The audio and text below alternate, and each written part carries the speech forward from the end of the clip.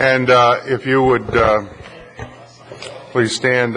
Commissioner Davis is going to lead us in the invocation, and then the pledge will be led by Vice Chairman Bowman. Please bow your heads.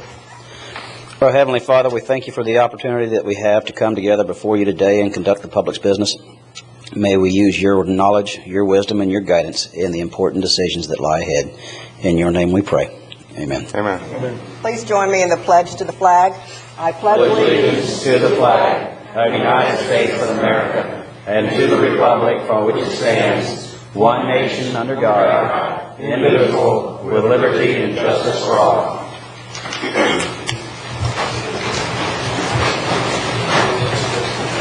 Under additions and deletions, I'd like to delete 13A because we're having a special call meeting to deal with that at 1:30. And also, I'd like to announce, if it's acceptable to the commissioners, that if we don't finish this meeting, that we would take a break from 12 to 1:30.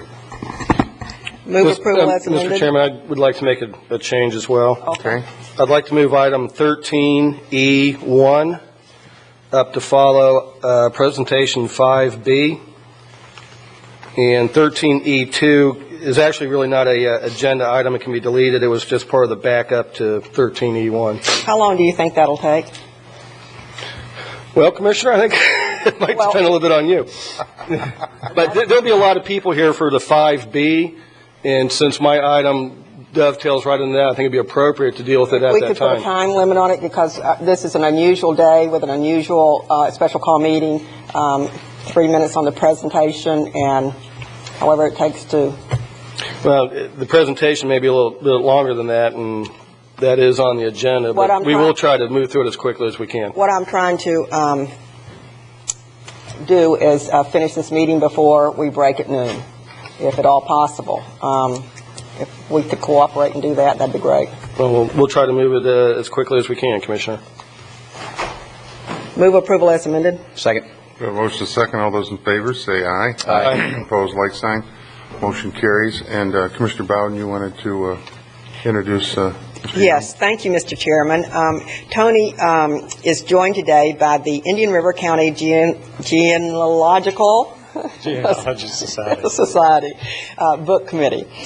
Their book, Indian River County History, is filled with postcard-type photos, and that truly captures the pioneer spirit and special beauty of our county, especially 5 generations, Wesley.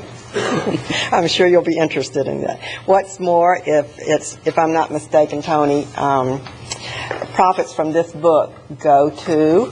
Correct. The profits from the book will be going towards community support, specifically the library, genealogy department, as well as projects in support of local history and our family histories as well.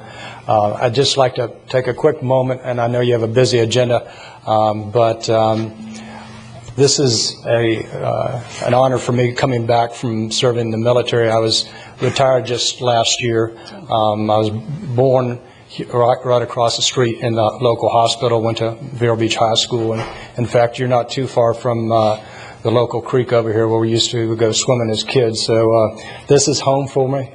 And I wanted to let you know that in the time that I spent with the service, Vero is well known. Indian River County is extremely well known. 30 years in the medical department, and the folks would ask me, what is it you want to do when you retire? And folks can do 3 things. You can make a lot of money, you can go do something specifically, or you can go to one location. And my intent from the day I left Vero Beach was to come back to Indian River County. And one of the greatest things that I was able to do coming back here was to meet with this group that is with me, because they have the honor to put together a postcard history that capitalized on over 2,000 postcards that were made available to them. And many of you have seen those postcards, but from that selection of postcards, we compiled a book. And Beth, if you would, this is the front cover of the book. And The main point here is it's not to make money. The main point is to share the history and the heritage and the legacy of this county, because it is one unlike many others in the nation.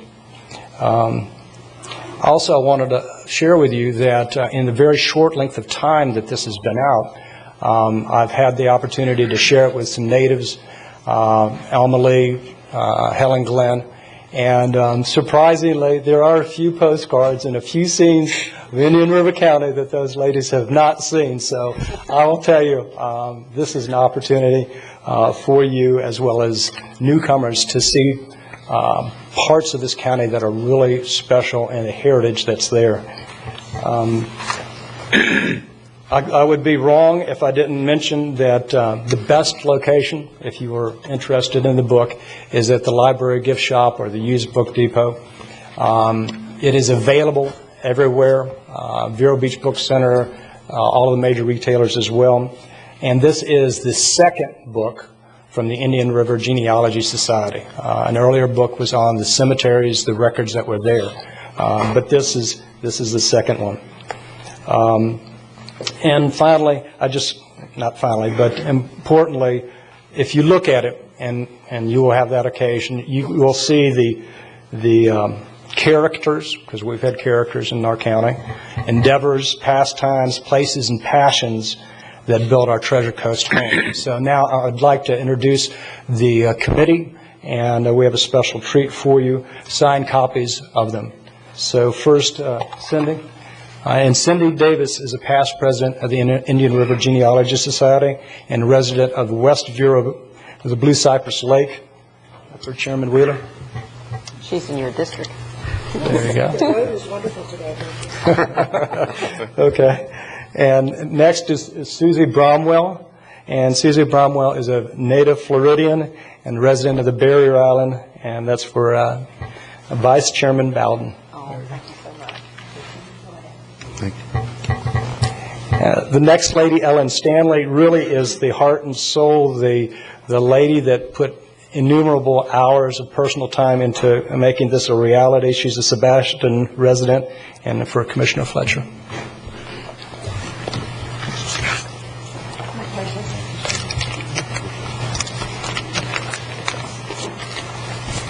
Next, Mr. Tom Garvey is our society treasurer. Book committee and marketing committee member. He's the lead speaker on our pioneers, drainage, and Mr. Fells. So appropriately, Commissioner Davis. Thank you. Absolutely. Great story. Thank you. And his wife, Nancy Garvey, is our lead for Sebastian, Wabasso, and book notes on Indian River County recreation. The Garveys are residents of the Moorings. Commissioner O'Brien. Thank you very much. I certainly will. Thank you. And just by way of clarification, we have used postcards because that was the tool for marketing to the county, and then with each one of the postcards there are notes for each one. So I would be wrong without closing with for the committee without mentioning someone you all know very well, and that's Pam Cooper. And Pam, if you just stand for a second. And Pam has access to the history of our county, and there's no way that we could capture it without the archives. And I will tell you firsthand, I had some old pictures of Uncle Tony and some of the early times, the Oxons, the early days. And I brought them into the office for Pam, and she was aghast because they weren't in acid proof and all that stuff. So if you have things, please consider the archives here at the library. Okay. And if you would. This is a postcard of downtown Vero, and I brought it because we want to offer to you a further service, and that is we will do presentations throughout the county or elsewhere to share the history and legacy of Indian River County. And as you may know, the Florida Theater was the flashpoint for the creation of our county in 1925. It was the showdown with the St. Lucie County Sheriff over movies on Sunday. And it literally got the train rolling to Tallahassee with Mr. Zai and Uncle Tony, et cetera. But today, and keeping this short, I just want you to know that it was a specific objective for us to have the honor to bring these to you, because the books share the history that is a part of every one of your districts. And if you would, take the memories that you find in them and share them with your constituents, I'm sure that they'll also realize the gift that we've given to the community for the society. And with that, I just want to say, Commissioner Bowden, thank you for letting us come. Sir, appreciate it. Thank you. Thank you very much. One of the things I noticed looking at some of these kind of interesting, just the parking. We went from the slash parking, what do they call that? Angle parking? Angle parking. Went from angle parking to parallel, and now we're back to angle again as it wasn't here in 1926. So sometimes... And it looks like there was a parking problem back then. That's right. Yeah. Okay, thank you.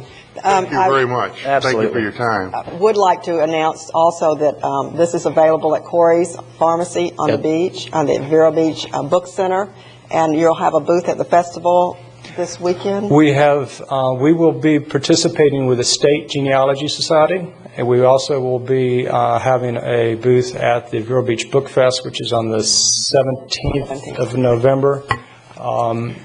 We have spoken in preparation for the publication with the Rotary, Sons of the American Revolution's Daughter of the American Revolution for Sebastian will be Saturday. But as I said, as we share this, it's surprising because you turn to the right and there's a lady that used to work at the old Royal Ponciana gift shop, which was next to the Osceola Pharmacy. Or you run into a fellow that his uncle was a first county commissioner, okay, which I did. And the families and the legacy of Indian River County is pretty awesome. So.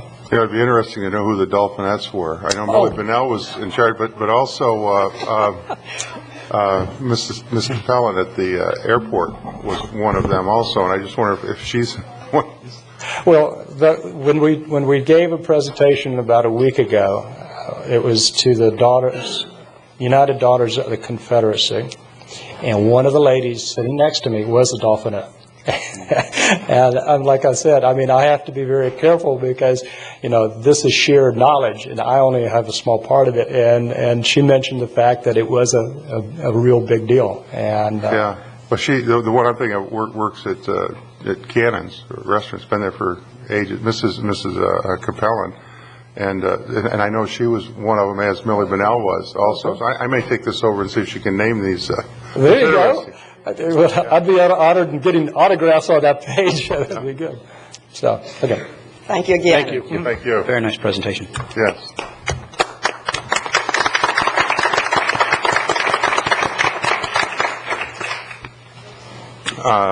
Commissioner O'Brien will introduce our next presentation. Yes, thank you, Mr. Chairman. I think it's very appropriate that we've just had a wonderful presentation on the history of Indian River County, and now I think what we're going to look at is the future of Indian River County. So with that, this presentation relates to my request to have the county adopt a green resolution to be certified as a local green government.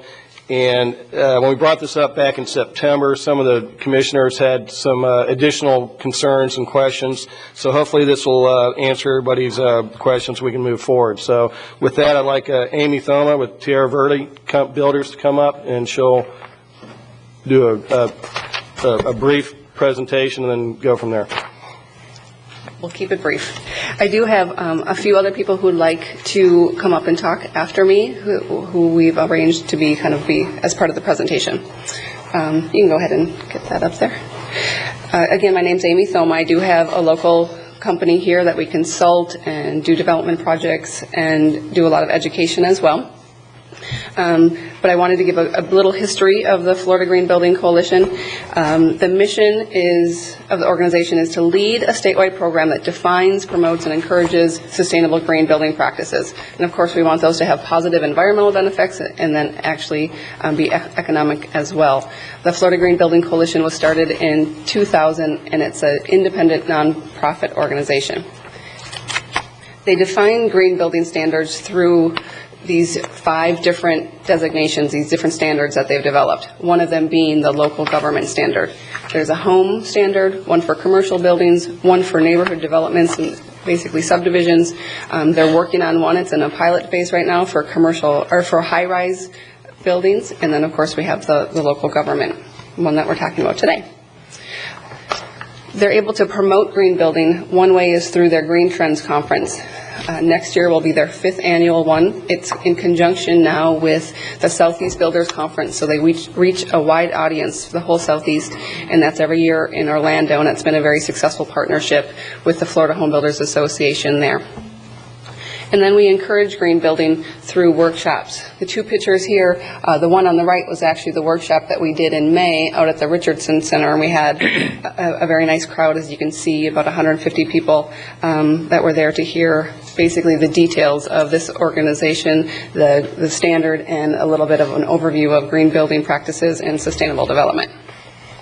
But of course, the green building, the Florida Green Building Coalition has developed this local government standard in conjunction with a few other counties, cities, and organizations throughout the state. And the main purpose is to really foster the communication between departments and to really have set goals that everybody understands what those goals are. Of course, we also want to educate people within the community about what these goals are and how the county is working towards achieving those goals. And of course, we'd like to see an increased number of green buildings, green homes, commercial buildings, and land developments, because it's always good for our local environment. And then this also provides the local governments with a toolbox to help them evolve or move slowly or however they would like into being a sustainable community. The basic appeal is, while you're undertaking the process, you start to identify areas of potential cooperation. I've mentioned a few times here and other places that we've already seen that happen between the extension services and what they can provide to the school district and to the county just throughout going through this process already.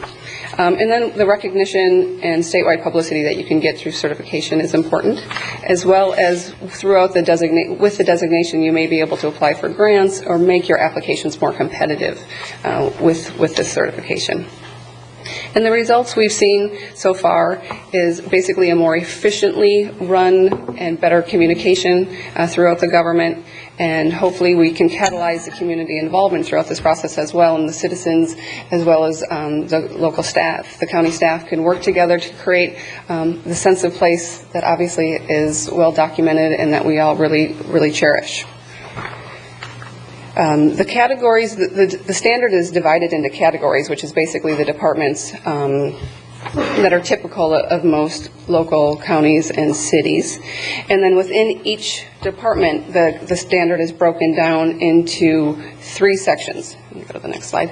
So there's a lead by example, control, and education. Lead by example is very clearly like what each department can do within their own department to be more green. The control piece is incentives, regulations, those are your ordinances that you can draft to foster green building. And then education is steps to educate the staff, requiring teachers to go to education about green education, and then organizing workshops and classes for industry professionals and citizens as well. And it's a very good tool that's provided. It's a basic spreadsheet, and this happens to be for economic development and tourism, and that I didn't make this so I didn't put that in there on purpose. But basically you can see that there's just a checklist, and you can go through and you can get points for certain things. Some things we may already be doing, some things that we can take a look at that may be kind of low-hanging fruit. But one that kind of jumps out at me is the track the amount of tourism that takes place in eco-related activities. And I know there's a lot of people that visit Indian River County just for the hunting, the fishing, and the environmental and the wildlife thing. So that's very simply, we could just track that, and that would be something that we could get a point for. But each department has their own spreadsheet. If you were at the Richardson Center in May, you heard Jennifer Langwell speak, and she asked the audience, she said, "How many of you walked or rode your bike to school?" And she said, how many of you have kids? And how many of your kids now walk or ride their bikes to school? So it's a good illustration that maybe we need to look at more bicycle and pedestrian issues when we're developing improving projects. This is just an example of what Brevard has. They have a staff person that maintains a bicycle and pedestrian program. So that's something, just an example of one thing that you can do within that one department. That's real quick, a brief overview of what and how the standard works, but I wanted to introduce a few other people that can go into a little more detail about how they, Himanshu from the county, how he went through his departments, Kelly Brown from Habitat for Humanity, who's had a house certified through the Florida Green Building home designation, and also right now I'd like to introduce Suzanne Cook, who's our executive director of the Florida Green Building Coalition.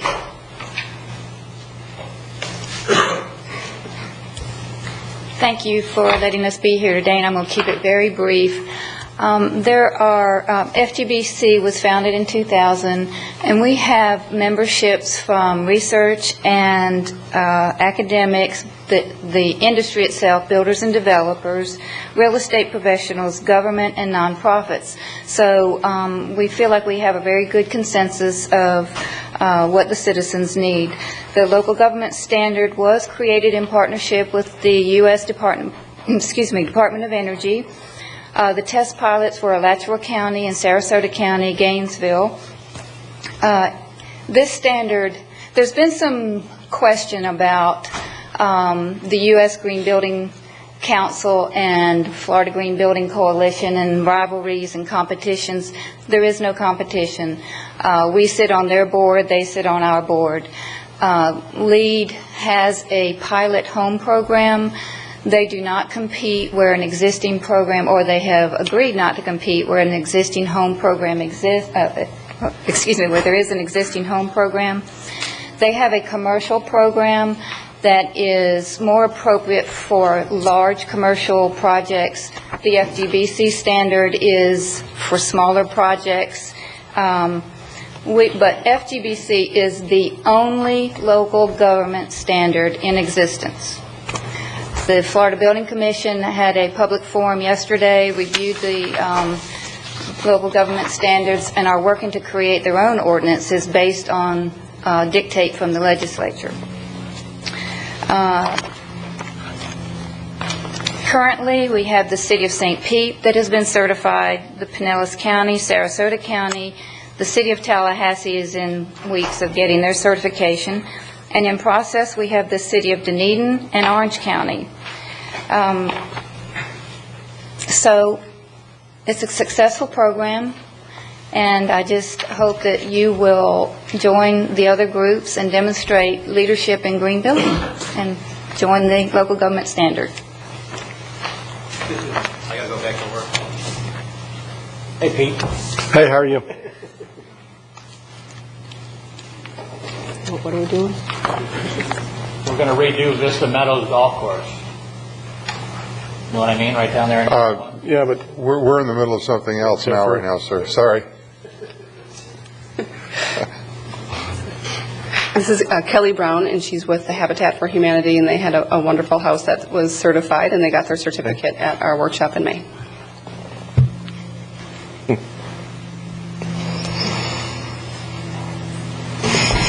Good morning, Commissioners.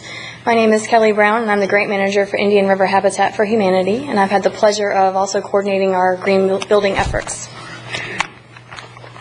For our organization, this has meant establishing a green team charged with determining ways to reduce, reuse, and recycle, primarily on our construction site. We have learned not only to reduce waste, but also to raise money to support our mission by reselling these materials in our home center store and other venues. Click again. Many of you had the opportunity to hear about these efforts, as well as our first attempt to certify a green home, for which we received that certification at the workshop in May. I'm here before you today to briefly convey our experience with the Florida Green Building Coalition and their Green Home Standard, which is the equivalent of the Green Government Standard, but for residential home construction. First of all, the checklist provided by the Florida Green Building Coalition served as our starting point in that it shed light on the building techniques and materials that are considered green. Our first exercise was, of course, to determine how many points we could earn with our existing standard design. So for Habitat, this exercise affirmed the things we were doing right and encouraged us to be more intentional about continuing these practices. Like us, you will likely find that some of your current practices are already considered green. Second, the checklist provided a roadmap and a menu of options to choose from. The process of going green suddenly became more doable because the experts did the research and laid out the options for us. We found that the standards saved us the time we would have spent researching alternatives, and we were surprised how a few smart decisions easily put us over the point threshold for becoming green. Finally, partnering with the Florida Green Building Coalition gave us a goal and rewarded us for achieving it.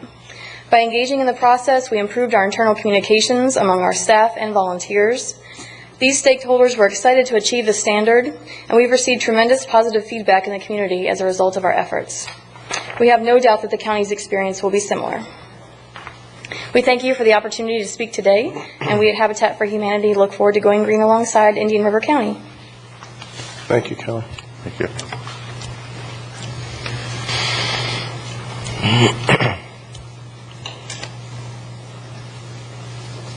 Yes, thank you. I would also like to ask Himanshu Mehta, who's really gone through a lot of the standards for his department, and explain how he went through the process and what the results have been.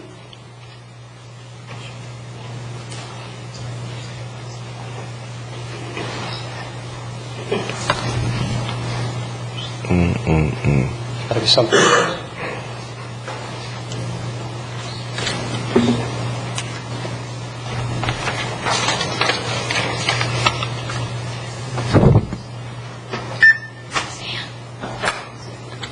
Thanks.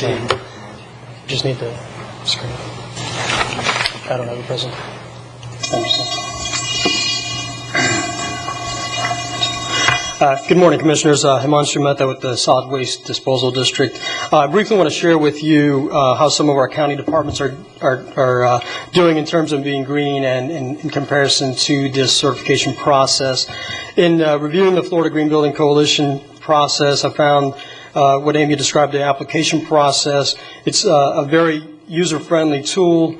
It consists of the Excel spreadsheet, and it quickly helps you start the process in identifying what criteria are applicable to our local government.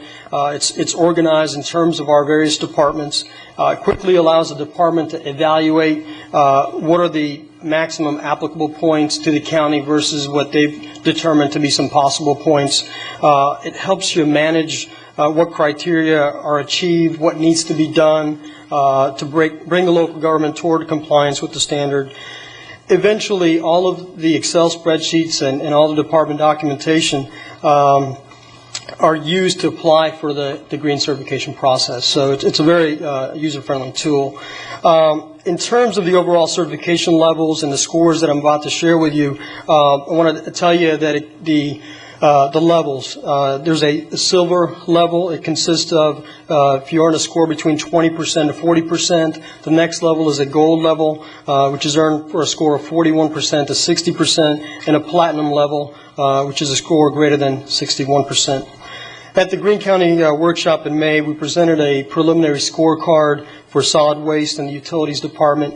For the solid waste department, there are a maximum of 17 possible points, out of which only 14 are applicable to the county and our practices, which we qualify for about 11 of them. So current practices, when what we're doing, we qualify for 11 points or a score of 79%.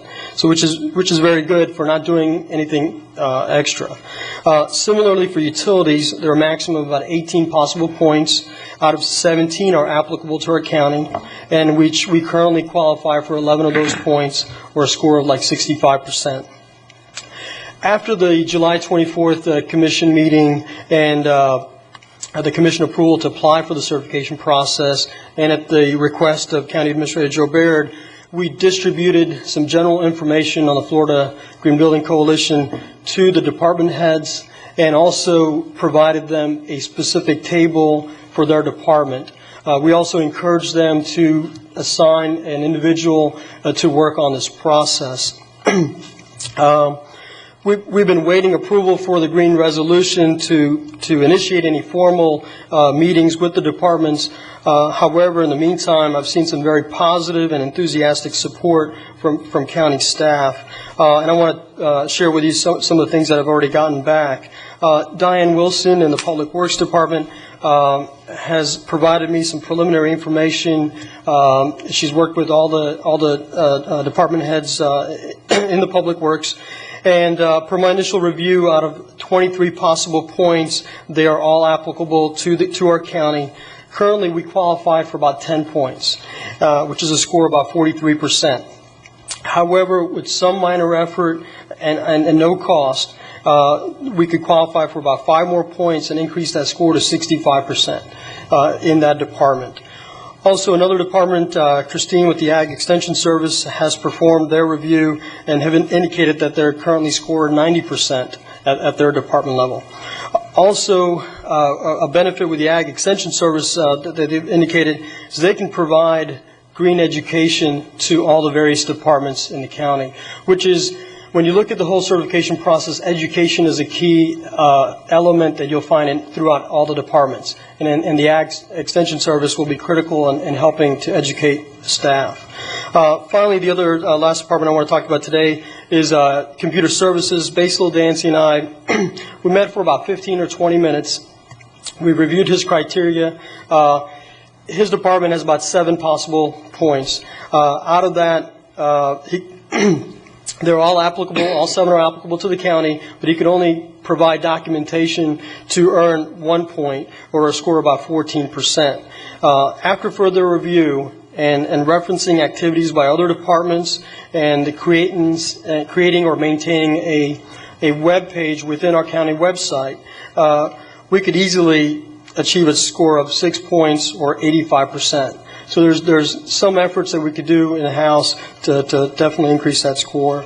The benefits of the certification process is that it's going to allow county staff, our local government, to take pride and credit for existing green practices, which, as I've seen, a lot of these departments are already doing. It's going to provide a roadmap to a sustainable county and to be a good role model for the rest of the community. The process itself will require proper documentation. It's going to take some time and effort. However, I've seen a lot of enthusiasm on the part of the county staff to do this in-house and to try to achieve the best score possible. So, thank you. Thank you much. Thank you much. Thank you. And then we had a few people from our committee who wanted to say a few words. Susan Olson from the school district, Christine Kelly with IFAS, Nancy Offit with the Treasure Coast Builders Association, Nancy Wood with the Green Team, Jens Thurston with the Audubon Society, Judy Orcott, who was one of the founders of the Indian River County Sustainability Committee, and David Cox, who is an environmental consultant. And so I'm just going to ask them to come up one by one. Okay, just in the sake of trying to keep moving forward, if they could just be brief with their comments. Thank you. Thank you. I want to thank Commissioner O'Brien for his stewardship on this important topic. I need your name, ma'am. Susan Olson, School District. And I think his motivation is similar to mine, and that is we need to do something for our future and for our children. I wanted to quote Václav Havel, who was the first president of Czechoslovakia after the breakup of the Soviet Union. He wrote an op-ed item in the New York Times on Friday, and he said, maybe we should start considering our sojourn on Earth as a loan.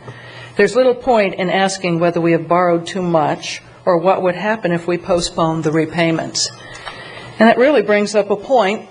When we began looking at building a green middle school, the first question I was asked by a school board member is, how much extra is this going to cost us? And I think that's the central issue that we have to debate when we look at being green. And my response is, we need to look at the words of Vilfredo Pareto, who invented or gave us Pareto's law, and that is, it takes about 20% of your effort to achieve 80% of your goal. But the remaining 20% will cost you the other 80%. So we need to focus on that 80%. Try to be good stewards of taxpayer dollars, optimize our investment in green, as Himanshu, I think, is trying to do with the work with the rest of the county administration in finding effective ways to be green. And finally, I want to quote the great philosopher and musician Kermit the Frog, who said, "It's not easy being green. We have to work together, and if we do, we can achieve greatness." Thank you. Thank you. Thank you, Susan. Olson? Ms. Olson? Mr. Chairman? Mr. Fleischer has. I had a question. You're representing the school board, and you've commented that we need to go forward with going green. And first and foremost, I want you to know that I wholeheartedly believe in all of us going green. It's about the future of the children. It's not all about us, and it's not all about You're absolutely right. this business understanding. However, Commissioner O'Brien went to the school board and gave you accolades for going green or being green, and that simply is not the case. The schools are maybe trying to be green. Very few of our schools are doing simple things like recycling. Recycling is not done at the schools. They're using styrofoam trays that are filling our landfills. They're watering the grounds during the times when it's rained. There is no controls over that. I believe that there's a lot of simple things that could be done. The AC chillers are running throughout the night. They're not on timers. The water is oozing out of the controllers. I had the opportunity to be around a lot of schools at unusual hours, being a patrol deputy and providing for the element of security around the schools. And I did see a lot in those times. And there's a lot there. We're using aerosols. There's not even any standard recycling principles. So, and in all fairness, I trust that the school board is going forward and being green, but there are simple tasks that can be done, very simple tasks, not costly tasks, that are not being done. And for anybody to characterize the school board as being one that is exemplifying being green is the farthest thing from reality. I believe there's only just but a few of our schools that are actually doing a full core recycling program. And many times the recycled goods are then milled back into one component. So I don't necessarily agree that the school board has even given a minor foundation in recycling. Again, it's not meant to be an affront. None taken. But I agree with you, sir. But I think that's the whole point of this discussion But these today. can be done without cost. These can be done with just prudent, fair-minded business decisions, and that we can go forward. The school board has been given the opportunity to utilize different types of trays, biodegradable trays, and solutions, and spray bottles that mixed components that are biodegradable and bio-friendly, and quite frankly, that's just not the case, and it's widespread throughout our county and our community, and I think that we can all do that without all of this. Well, Commissioner Fleischer, I think you just gave an excellent reason why we need to move forward to this. And through the certification process, everything you just described, we will incorporate into our ordinances, our policies, to make sure those type of things are done.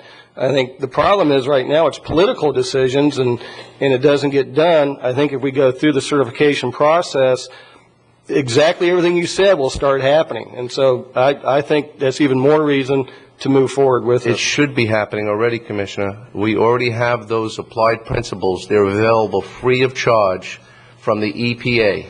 The government has all of these programs that are connected through all of the websites between all of these nonprofit organizations, and it can be done free. We have the mindset, we have the ability, we have the staff. We need to move forward. I don't believe that we need a resolution, and I don't believe that we need a nonprofit organization or a profit organization managing the spirit and efforts of being green. This is a very costly undertaking with a lot of hidden costs. Why don't we continue with the presentation, and then under item 13E1, we can get into this discussion. I would just like to address Thank one you, Mr. point Chairman. that Commissioner Fleischer mentioned, and that is the chillers running at night.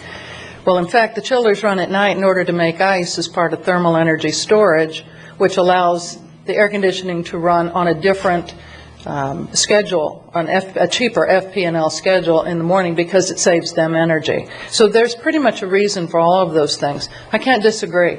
The school district does have a long way to go in terms of being green, but they've begun.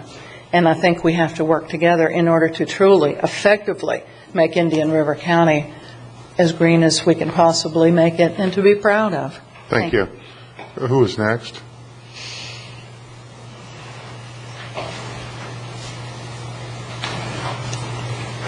Good morning, Commissioners, and thank you for giving me this opportunity to speak to you this morning.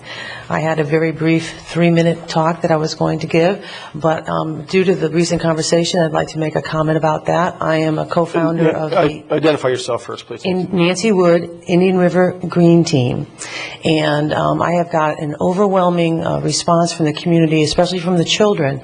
In fact, this woman's daughter, started a petition at Oslo Middle School to start a recycling program there. I've been in the county about 22 years, and about 20 years ago, or about 15 years ago, the county used to give us recycling bins, and we did have the recycling going on.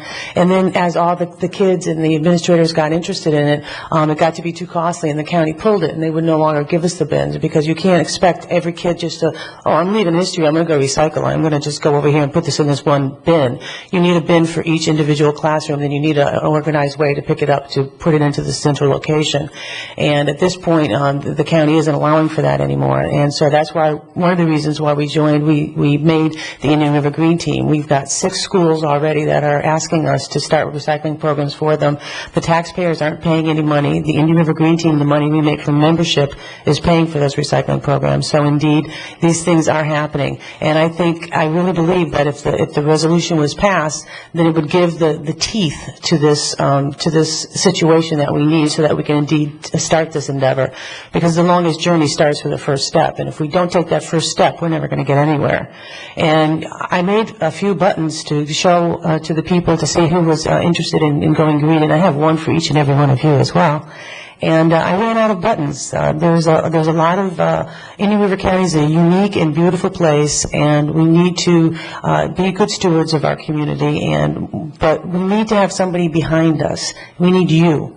We need you behind us to pass this resolution so that we can enable and give the energy that the people need to be able to go on. We have a diverse membership through the Indian River Green Team, both young and old, retired, working. Most of them are working today, but there's just such an overwhelming response that I've gotten to the people about doing this. And I really want to go ahead, and I want to mention also briefly, because I'm trying to be fast, I talk fast. This afternoon I'm going to Sebastian City Council. Sebastian City Council has asked me to come to talk to them because they want to join our Earth Day effort this year in Vero Beach, because last year they had it at Riverview and we had it at Riverside, and everybody was mixed up. So we're joining that. This Thursday I'm going before the Chief Gabbard and the Public Works Department. We're going to start trying to put recycling bins in all of the city parks. These aren't major endeavors that are, I have some other ideas about drainage systems and other things that are, of course, more costly, but just to make a beginning step, there are a lot of things that we can do. The children of this community, there's so many bad examples out there.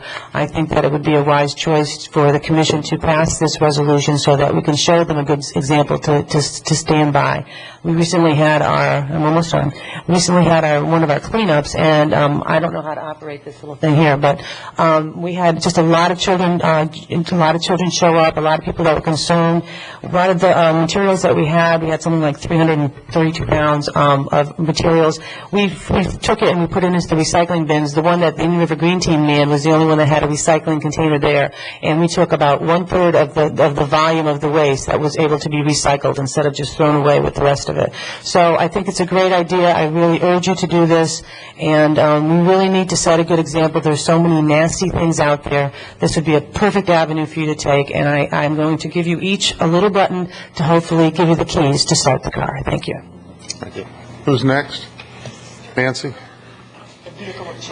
Good morning.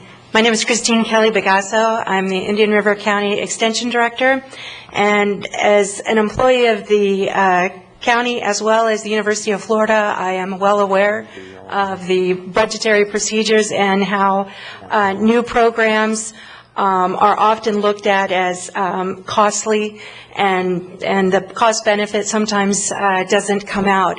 But what we did is, after the first meeting, I went back and I looked to see what our department was doing already. And since University of Florida education is free to the public, a lot of the things under our department were already being done. And that's why we were able to say that we have reached almost a 90% in terms of our own category for our department. But also I went back and I looked through all the other departments to see where we could possibly help them achieve more points. And in almost every single department, there's a line that talks about education, not just public education, but also education within the department itself. And so within that component, I highlighted almost, I'd say, 9 out of 10 of the 90% to 95% of the departments, we can assist them achieve some of their point system with no added cost to the county, just because we already have the staff available. That is our role in the county as educators. So at least with the educational component, creating brochures, assisting with educational material supplied by the University of Florida, we can help each department educate in their educational component within their certification. So that might be something to think about when you're talking about the certification program. I'm not here to, as an employee, I'm not here to say it's a good idea or a bad idea, just to let you know that that is our role in the county. We do have that information already currently available from the University of Florida, and we do have staff. We have a water quality agent on staff right now that has assumed some of the roles. We went through all the departments and checked off who would be the best agent to assume that educational process, and each one of us has assumed 2 or 3 extra departments in which we can assist them with their educational component. So, thank you. Thank you, Christine. Next in the presentation. Ms. Offit. Good morning, Commissioners. Nancy Offit, Government Affairs Director for the Treasure Coast Builders Association. We're very interested in being part of the sustainability effort. We enjoy being on the committee and are very happy to support this effort. We understand, as has been expressed, that education is the key to green building and sustainability. When we educate the public and our members, we feel that there is a good blend. A consumer comes to a builder and asks for green building techniques. We're very happy to provide them. We are supportive of incentives rather than mandates. I think I've made that clear. The Florida Home Builders Association has been a partner with the Florida Green Building Coalition for several years. On a local level, we have recently formed the Treasure Coast Builders Association Green Building Council.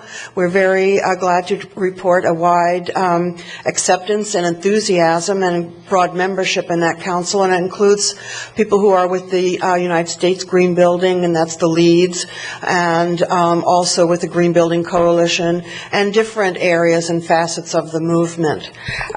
Recently as this weekend, we had our trade expo, and the theme of that was Go Green, and we feel that it went a long way also to educate the public. And on October the 18th, we're co-sponsors of a Green Expo that will be held in St. Lucie County. Actually, it's been moved to the Club Med facility because of public interest. It had to expand from the Port St. Lucie Community Center. I think that the issue is to be mindful of not only green building techniques, but of everything that we do as to what implications it has to the environment and the cost of running government. One thing as simple as PSAC agenda materials, if they would be double-sided instead of printed on one side of the paper, or even better yet, online, so we can bring them down ourselves. So with that said, we are very happy to be part of this effort and urge you to support the resolution. Thank you. Nancy. Judy? I'm Judy Orcutt on the Sustainability Committee. For most Americans, our lifestyle is one of convenience and comfort. However, you can't open a newspaper today without being reminded that we're in a resource crisis. Here in Indian River County, a future water crisis is looming large. Nationwide, it's the oil crisis that has people scrambling. We all need to take another look at how we live day to day and to think about how we can perform more efficiently using less energy and fewer resources. You are elected to be a leader, to make tough decisions. I believe that right now you have the opportunity of making a very important ethical decision. Through this resolution, our county government has the opportunity to examine policies and procedures and to determine more efficient, less wasteful ways of doing business. Our county government can set a new precedent to look beyond short-term cost and to make decisions based on long-term sustainability. Our county government has the opportunity to lead by example. For this to be successful, it will take a commitment of time and effort. I urge you to make that commitment and to support this resolution. Thank you. Mr. Tripson? Jens Tripson, Vero Beach. I'm here representing Pelican Island Audubon Society. A famous quote by Pogo is, "We have met the enemy and he is us." We're one of the few species that fouls our own nest. And I think everybody is aware that it's time for each one of us to start doing our part to try to make a sustainable society before it's too late. If the county shows some wisdom and takes leadership for this sustainability movement by adopting this green resolution, then we're on the ball's rolling, and we can keep it going. We really need you all to get it going. Thank you. Thank you. Next, Dr. Cox. Thank you, Commissioners. David Cox, Periwinkle Lane. This resolution is really for our children and their children, and it's about teaching ourselves to think 7 generations out. And I'm a member of the Florida Green Building Coalition, and I have used the tools that they've developed, which really provide a map or a how-to guide of practical tips, many of which Commissioner Fletcher mentioned, and many of which are free and are commonsensical in their origins. I'm also a businessman who works a lot on sustainability issues, and there's a growing awareness in our community on the importance of addressing sustainability in thinking about projects of various types. And I urge you to help lead our county to join Florida, the nation, and a growing awareness around the world, and ask you to approve the Green Resolution.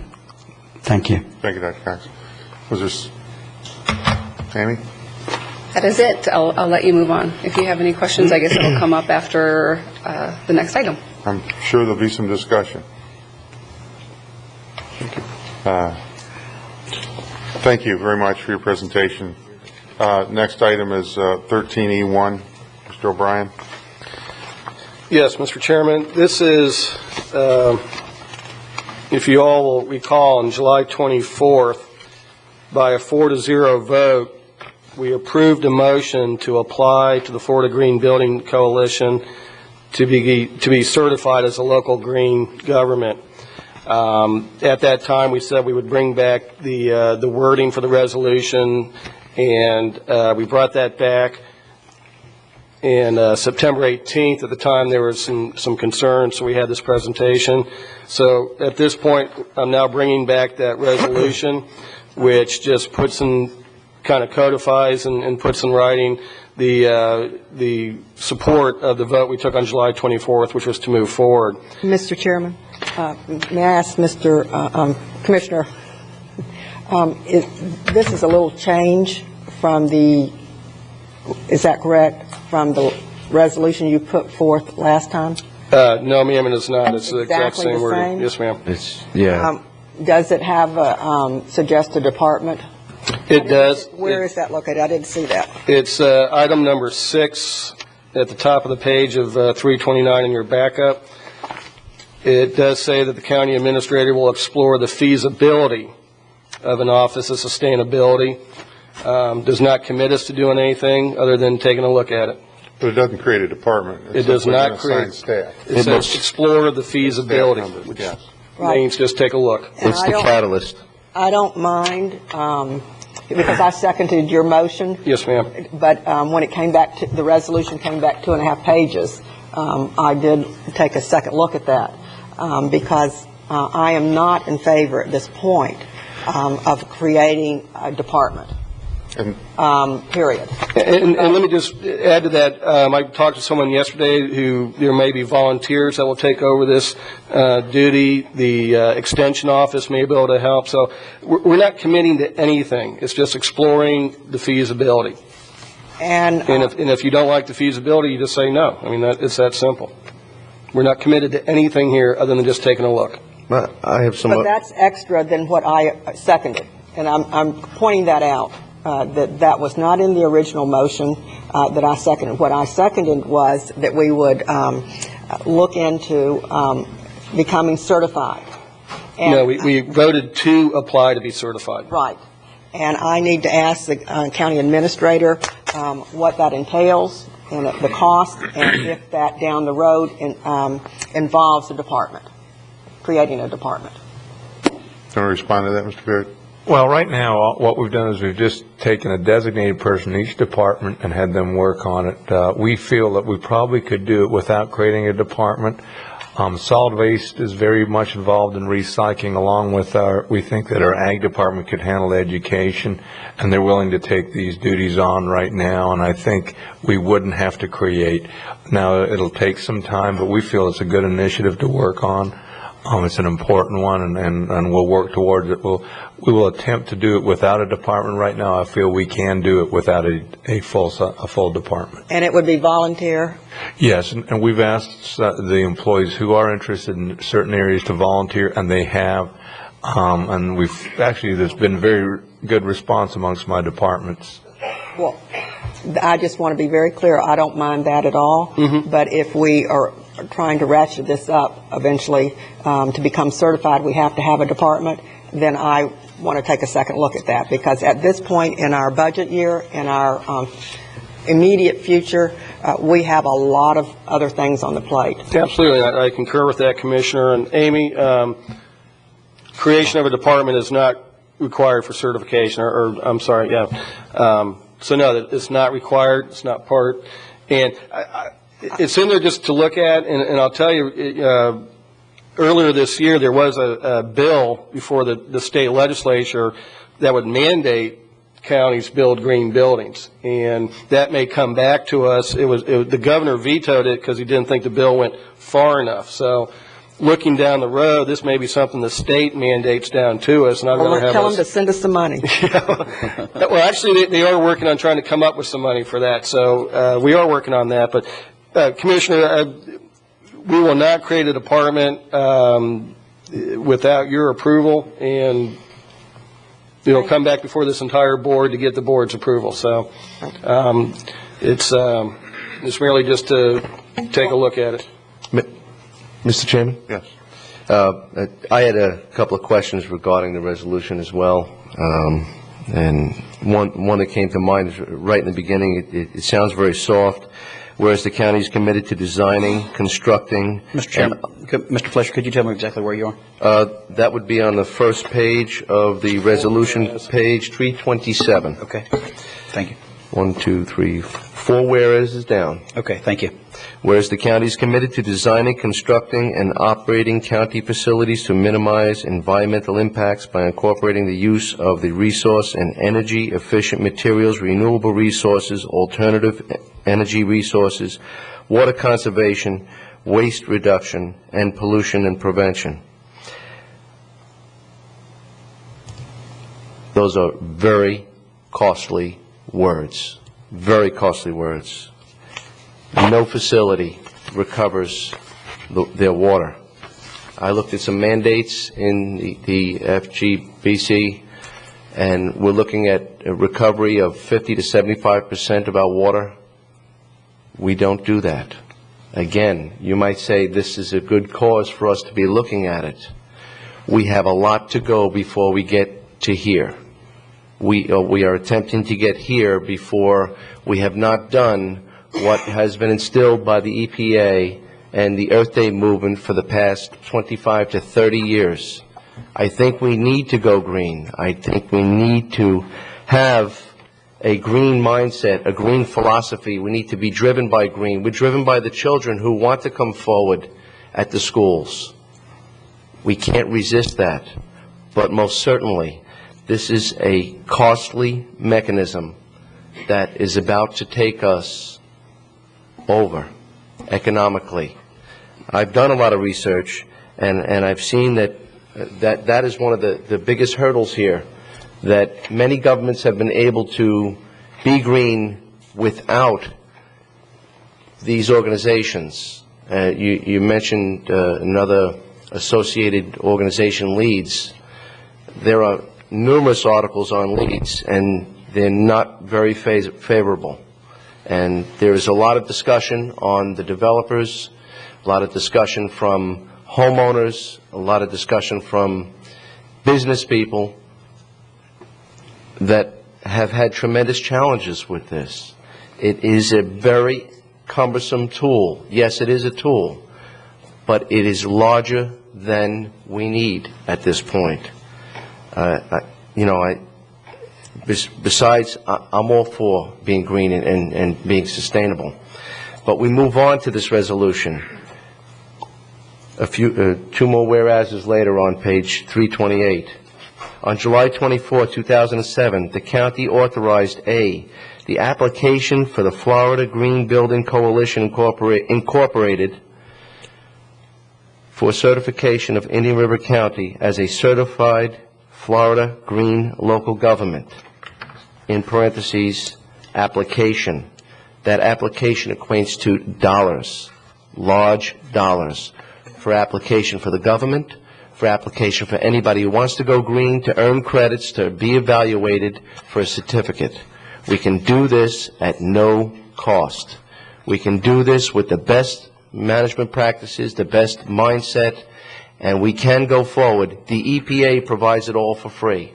Most of the directives and mandates have originated from the EPA.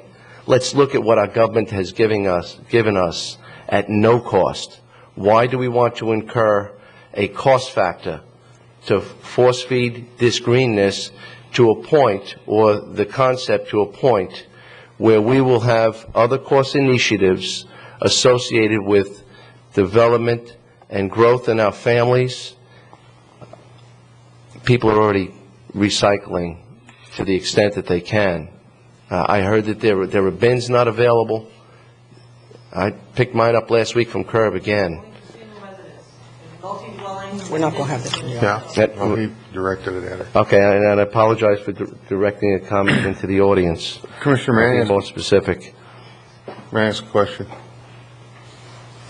I want to discuss the resolution. Okay. Go ahead. And I have some challenges with the resolution, Mr. Chairman. Well, and I believe that the people... that's fine. When you're through, I just want to ask some questions. Thank you. The county administrator, a little further down, the county administrator shall direct the project coordinator to seek any and all available outside funding sources to help defray the $4,500 fee for this county's application. That's not the only fee we're going to see. This is just the tip. There are a lot of untethered and uncertain costs associated with this process. I understand it's ethical to be green, and I'm hearing that there's no cost. We have a lot of programs. I've reached out to a couple of the colleges, and I'm waiting back for information. I'm encouraging them to partner with us and to help staff, to work with staff. Perhaps college students that are working on these programs can assist us and meld in the EPA standards. That's our responsibility to the future and the children and their children, not what we're seeing here. We want to assist and support the county's green local government endeavors.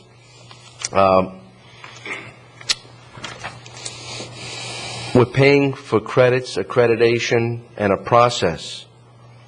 And again, one more point, item number 6 that I believe Commissioner Bowden already pointed out. In connection with the county's application, the county administrator shall direct county staff to explore the feasibility of an Office of Sustainability. Right on the onset, I'm sure that staff can handle reviewing this. Mr. Mayor, I want to commend Mr. Mayor for what he's done with our landfill process. I think it's outstanding, as that is his job, to be as conservative as possible and to reduce the cost factors in our waste management process. And I believe that he's doing an excellent job. Mr. Baird points out that right now, staff has been directed to review the process and to assist and work it. There's going to come a point where we're going to need staff. It's just that simple. From all the documentation that's available from all these other organizations, this is a very cumbersome process. And if we think that our fee and application process and permitting process in the county is overburdened or encumbered, wait until all of this takes place. I don't believe that we need to have a cost-driven mechanism to ensure sustainability. I think we can do it in a more direct path and pulling up all of the direction from the EPA. Thank you. I'd just like to, in listening to this, and I got a couple of questions about the resolution, but, I think someone, if we're serious about going green, and I hate to use the term going green, I like to say if we're serious about being more efficient and effective in our use of resources, you can call it going green, but I think it's got to start someplace and somebody's got to take the lead, and I think that lead should be the county commission, and I think we should set the standards for the county. And also, we could say let someone else do it, but who? And the other thing is I don't know what's wrong in trying to improve our efficiency and our effectiveness. And in the resolution going backwards, item 6, it says to explore the feasibility. We oftentimes give staff the direction to explore feasibilities for many things and come back to this commission with a full report, and then we make a decision on it at that time. I wouldn't want to put in the resolution and say to forbid staff from exploring the feasibility. And then when we get into the whereas on page 327, and I'll read that again too, whereas the county is committed to designing, constructing, and operating county facilities to minimize environmental impacts by incorporating the use of resource and energy efficient materials, renewable resources, alternative energy resources, water conservation, waste reduction, and pollution prevention. Commissioner Fleischer, which of those would you remove from that? Absolutely none of them. That's the point.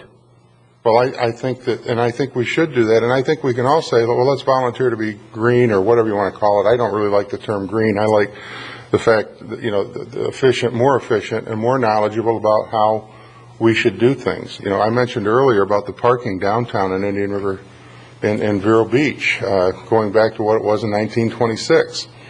Well, when I was a kid growing up, we had one of my jobs was to empty the garbage, which I hated, but it went to a compost pile. We had burlap bags that put tin cans in them, and we burned the papers. I mean, so that's a form of, if not recycling, at least being careful as to how you recycle the materials. It's biodegradable that you use. My father would use it in the garden and so on and so forth. And we got away from that with our instant society. And I think it's time to go back to that. And that is, I see this, and maybe I'm not seeing this properly or correctly, I simply see this as a step in a direction to try and improve what we're doing and become more efficient and more effective in our use of resources. So I don't see this as a big bad thing over in the shadows that we should ignore. I think it's something that we should intelligently look at and say, yeah, where can we improve? And to me, that's what the resolution says. Mr. Chairman, I'm not looking to remove one word out of that first set of whereases. The challenge I have is that each one of those words in that paragraph equate to dollars. It's going to equate to a lot of dollars in this mechanism, and I believe that we can begin to move forward in a green path without this mechanism. Well, I'm not sure. And Pete, let me address that, Mr. Chairman. Yeah, you jumped in before I had a chance. The resolution brings in the Florida Green Building Coalition. It's mentioned directly in the resolution. Well, I think we need coordination between agencies. And they developed the standards that we will achieve, and that's their involvement. When you talk about costs, there's two costs. There's the upfront initial cost, and then there's your ongoing maintenance or operating cost. And just to give you an example, this only applies what the county is doing. So as an example, county's going to need to build some new fire stations. And we could build a new fire station, non-green, for $1 million and have $50,000 a year operating costs. Or we could spend 5% more and build that fire station for $1,050,000, but reduce the operating cost by 20 or 30%. So is it a little bit more expensive up front? Yeah. But over 4 or 5 years, you recoup that cost, and then going forward, you're saving the taxpayers' dollars every single year thereafter. So I think we need to look at the big picture here, and that's not even talking about impacts that if we do this, if we reduce our water use, it'll reduce costs to the utility department and having to dig more wells. If we set standards and encourage builders to recycle the demolition and construction debris at every house, it'll reduce our landfill impacts. There are cost savings everywhere throughout this that I believe will have long-term benefits, not just direct dollars, but also those long-range impacts to our water, our landfill costs, our energy usage, and so on. I've heard a lot of talk about the big costs of this. I don't see it. Frankly, this is designed to establish policies, guidelines, and goals to make us a more sustainable county government. And I think, importantly, and I spoke to the Home Builders Association 2 weeks ago on this, I believe if we set the standard and tell everybody else, follow us, do what we do, that we will become a sustainable community instead of us trying to mandate this. I think if we lead by example, and we've been criticized for not doing things that we should, this is a time for us to step up, do the right thing, become sustainable, and tell everybody else, follow us, follow our lead, follow our example. We're taking the high road here. And that's all this resolution is doing. It's just taking all the political issues out of making these decisions and making it our policy that we want to be a sustainable government. Again, this can be done without the cost factors. And in addition, the design, which directly correlates with the Florida Green Building Coalition Incorporated, we can do that with the EPA. It's free. We don't need to incur the costs.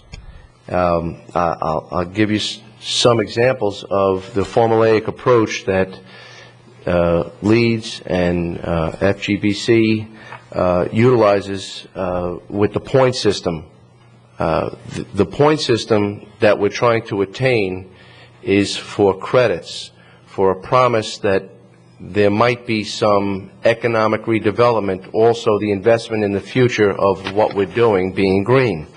We can do that, and we don't have to have a point system to be evaluated, because the point system is skewed. I've seen a report where a $395 bike rack system afforded a builder a 1 point towards their building process for the homeowner. And yet, in a similar building, $1.3 million heat recovery system and water recovery system was applied, and the same 1 point in the same area was given to that specific builder. I don't know if that makes any sense, but I think a bike rack and a $1.3 million heat recovery and water system is quite far and opposite of the spectrum. I believe that this whole process is skewed, and that it may be an incentive, it may be an initiative, it may be in the right direction. We can go in the right direction without the resolution and without the assistance of the Florida Green Building Coalition. I believe that we are looking at uncharted waters as far as cost factors, and there's additional documentation on all of the cost factors associated and what the hurdles have been in getting this done. I believe that these organizations have been around for about 7 years, and in that time, 243 buildings in the state of Florida have been affected by the process. I don't know necessarily if 7 years has been an adequate time, but I trust that 243 homes is not a significant number. It's less than 13% of the partnership that has been involved with these programs that has actually gotten to the point of their certification. Furthermore, what benefit is the certification going to have for us that's associated with this resolution? What value to put a plaque on the wall to say that we're green? I think we can cut right through this and just be green. We have all of the tools at our disposal. I think we can direct staff to absorb the EPA standards and then go forward and ease into this, as opposed to bring forward a resolution that's going to put the Florida Green Building Coalition Incorporated at the forefront of monitoring this program and ensuring that we're going green at a tremendous cost to the taxpayer, to the builder, to future homeowners, and to your government. Well, Commissioner, again, just for clarification, this does not apply to individual home builders, does not apply to individual citizens. It strictly states what the county as a government is going to do. So, Mr. Chairman, with all due respect to Commissioner Fleischer's concern, I'd like to move that the Board of County Commissioners adopt the green resolution that's presented to you here today. I second that. Mr. Chairman? Yes. I would like to say I want to support you on this. I served in the Governor's Treasure Coast, Sustainable Treasure Coast for 18 months, and we do want to protect, preserve our Treasure Coast and our community. But I am not for growing government. And I would suggest that at this point in our budget, our second day into our new year, we go from October to October, that we not direct the county administration at this point to do a feasibility study on this, but let's just go ahead with it, do it voluntarily, and if we see down the road that we have time of our staff and we don't have to cut staff and we don't have to there are huge decisions facing us, to add on new criteria to staff at this point and mandate, which is what a resolution does, that we go in a certain direction. I want to take it slow and easy, get it done right the first time, and evaluate it. Would you be willing to take out number 6? Yes, Commissioner, I will amend my motion to adopt a resolution with deletion of item number 6 under the resolved part. And thank you, Mr. Chairman, and for letting me have a second question. You can have all you want. The $4,500, I note that we said we would do everything possible to have that donated or to find another way other than out of our operating fund. Can I have a commitment out of the green team or the green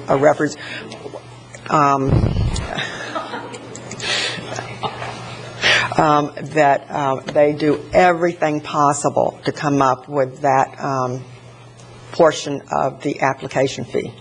And I see a shaking of the head, yes, and I understand that person is a real go-getter, and I know that she will find the resource to do that. Given that, I'll support this. Mr. Chairman? Yes, Mr. Davis. I didn't know you were here. Well, and that's rare. This is the first thing you said all meeting. Yeah. I mean, it's been some interesting dialogue, to say the least. And Commissioner, I mean, hearing some of your comments, I've kind of have made some modifications of some of the things that I'd like to see, and they're very similar.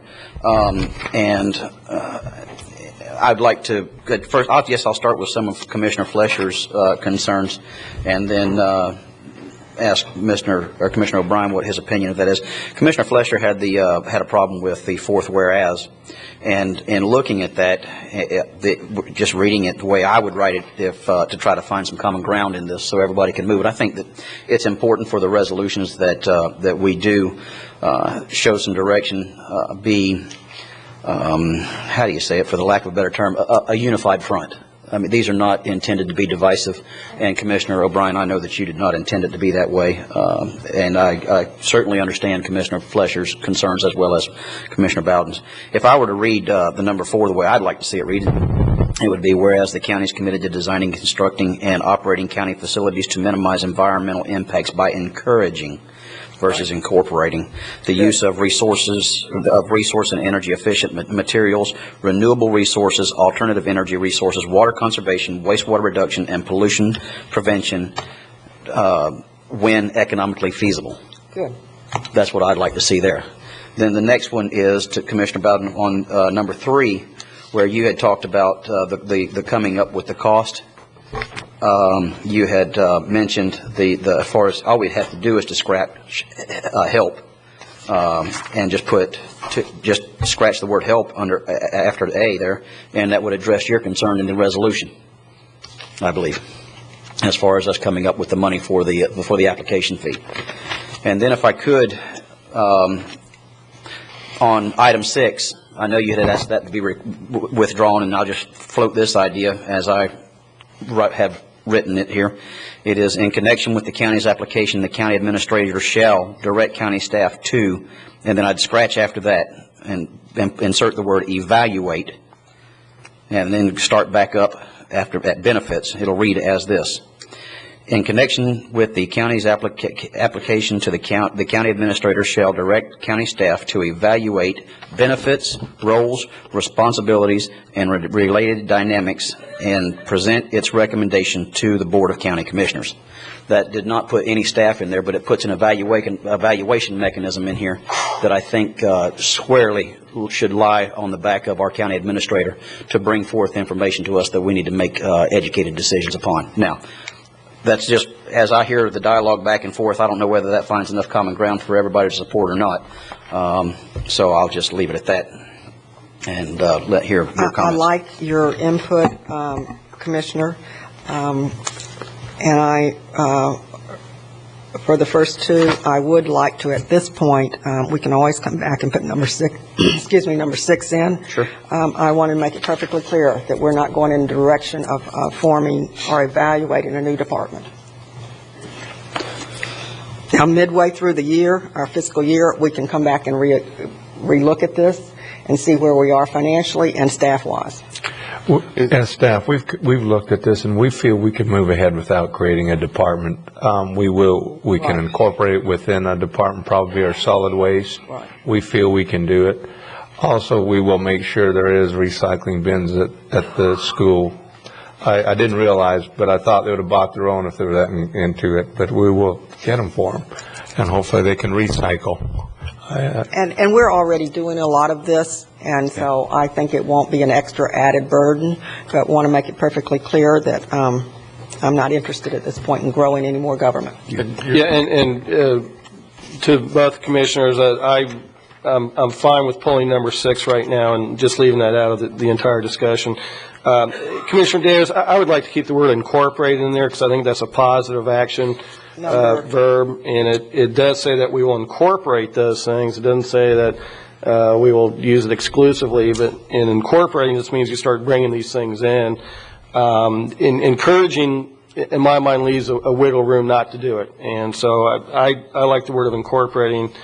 The use of those different things, and also, the whereas below that says we will need to establish the policies and guidelines and goals and strategic action. So, I like that wording because it just says we will be doing these things and moving forward.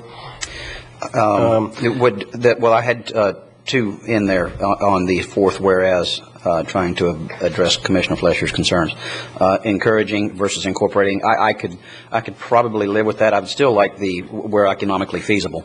One of those two is one of the two. I do. I think it's important for one of the two to be in there. And I could withdraw 6 as stated.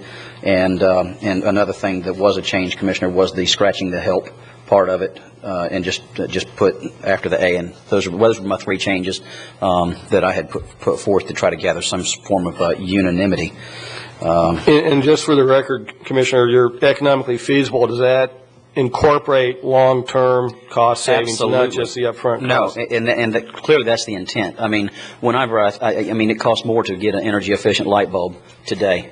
But the energy-efficient light bulb, the costs are coming down, the benefits are going up, and so it is not my intent in this, Commissioner, to shoot to make this a colander, for the lack of a better term. I want to make this a step in the right direction for the people in the community, for our future, and all that kind of stuff. But I just think that if we're not careful, I do understand what Commissioner Flesher is saying about number 4. It could get costly. And it would say that we would be doing it, in my opinion, the way I read this, regardless of the economic benefits. And I think that would be prudent to be able to at least have the option. Yeah. And I'll be quite frank, Commissioner, there is a point at some point of diminishing returns. And, exactly. But I think as we go forward, particularly with our new fire stations and things like that, there is a lot of bang for the buck in the initial design and construction of these things, and certainly you can pile on enough things that it doesn't make sense, and I understand your concern. So, leave incorporating. This is the 4th whereas on page 327. Leaving the word incorporating, but adding at the end of the list of options there, where economically feasible. And then under resolution number 3A, to delete the word help. And then we've deleted resolution number 6. So what you're doing is you're yeah, and then but the county won't be paying any of the $4,500. Right, and we've already had a volunteer. And is there may I ask, is there a program, is there something out there where this money can come from? Oh, thank you. Yes, I've already got about $900 in the account, and we'll be having the first Green Expo at the Indian River Mall, and I'll give you all the money that we take for that, all of it. We should get at least a couple of grand, and I've got about $1,000 already. So I will talk to the other board members as well, but I feel confident that we'll be happy to write you a big fat check. Well, I think, you're only looking at 45 people at $100 a piece. For the $4,500? I'll give you all the money. I'll give you $100. Thank you very much. Yay! Well, actually, Mr. Chairman, we can probably say everybody that's going to give you $100 for your re-election campaign could just put the money over here. Please, let's don't go to this level. All right, so my motion is to adopt the resolution amended as adding the words "where economically feasible" to the 4th whereas, to in the Resolution 3A to delete the word help, and to delete Resolution 6. I think that we've really come a long way, gentlemen. This is good government, and we have negotiated what we can all live with, and I appreciate your tenacity of pulling this through. Well, I still need to hear the amended second. I only wish you would have helped me with some of mine that... I'll second that if Commissioner Wheeler won't. No, I second. Oh, okay. Mr. Chairman? Yes, Mr. Fletcher. For discussion? Yeah. I still have a tremendous challenge with the second whereas on page 328. Can I read that? Whereas on July 24, 2007, the county authorized A, the application to the Florida Green Building Coalition Incorporated for certification of Indian River County as a certified green local government application and a resolution in connection with the application. Does that bring us to a direct relationship with the Florida Green Building Coalition on any future endeavors for this resolution? I guess I'm not sure what your question is, Commissioner. They are the certifying agency, so we will have a relationship as we go through the certification process. But other than that, other than providing educational information to us and support and whatever else we ask of them, it does not commit us to any other relationship with them. It's strictly to apply to them for the certification. At no cost? No, the cost is down there in Resolution 3, the $4,500, which we've already dealt with that. Management feels it would be very good for us to be designated a green county. We've learned a lot already in the process, and we think that we'll learn a lot that will help the community. And so we think this is an extremely good thing to be involved in. We really do. We think we can learn. It's been a very good education process for us. We've got a lot of good material, and through a lot of the volunteers in the community have also helped. And I think we'll continue to have that volunteerism to help us obtain that. I think what Commissioner Fletcher, and looking at it, I think I see what you're talking about, is you're worried about the word application and exactly what does that application mean in this resolution. I mean, it could be the equivalent of undoing everything that we just took out, basically, because it's in the application stating something otherwise. So clear that what was approved on the 2004, Commissioner O'Brien, I think Commissioner Fletcher's asking, is that staying in tune with what we have just, I guess, no, that's not what you were. No, yes, you're right. Okay. Is the word application there, could be a 70-page document that changes the intent or that goes, I guess, against some of the concerns that we have here in the resolution. And I don't know. I don't know the answer to that. The application is just an application. It's not anything other than that. Have we approved an application is not completing the process. When we receive the application, will we see it, or have we seen it, or where? Yes, and that's what staff has already talked. They're working on that process as we speak. They've got the spreadsheets downloaded, and they're working on it. They're finding out where we qualify, and we've looked at a lot of the criteria staff has in each. That's why we designated some. They've looked at what they have to do in their area to make the application to get points, what we can change, and we've started that process and reviewing it. We feel it would be in the best interest of the community to go through this process. Mr. Paladin?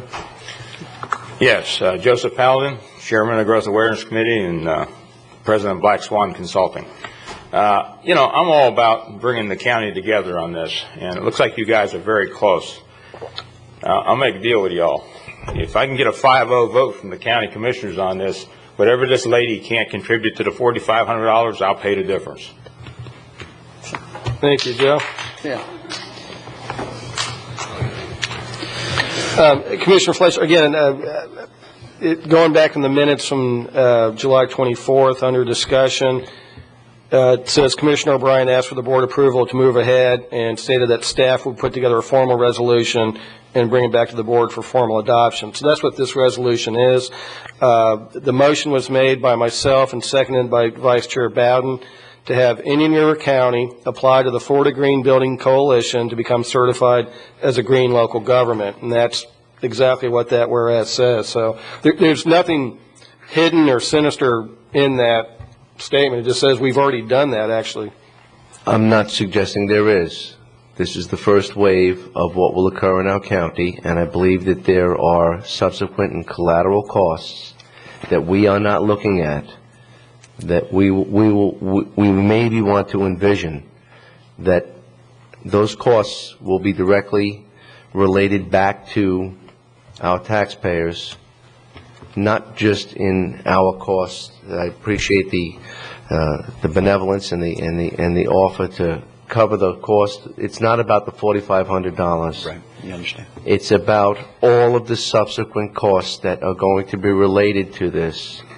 There are many. We have a lot of work to do. I believe that we can direct staff without this, without a cumbersome tool that's going to cost tremendous amounts of money up the road. These changes are significant. We are not doing much of anything in that fourth paragraph. Tremendous cost factors. But I think that was covered with Commissioner Davis's addition to economically feasible. We're economically feasible, so then we might as well just remove the entire paragraph out, because none of it is going to be economically feasible. I would disagree with that, Commissioner. Yeah. Mr. Chairman, I'm ready for you to call the vote, please. We're ready for the question. Are you? Well, you're up next, I think. Oh, anyway. okay, because I had a comment about the cost. Okay. Well, Let him talk. go ahead. Let everybody else. The cost of not doing it is far greater than doing it. For your information, right now, if we make the assumption that we consume oil at the present rate and production maintains itself at the present rate and all known reserves in the world are available, your children won't have gasoline for their car. That's a fact. So we should be aware that what we're talking about now, every change we make now, has a very important goal in the future.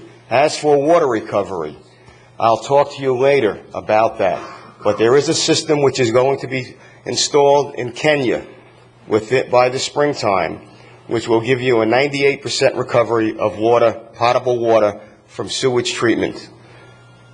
And I'm very much aware of that, and that's a new patent that was granted 20 years ago by the federal government, which has not been used in this country for some reasons unknown to me. Thank you. Thank you, Mr. Weiss.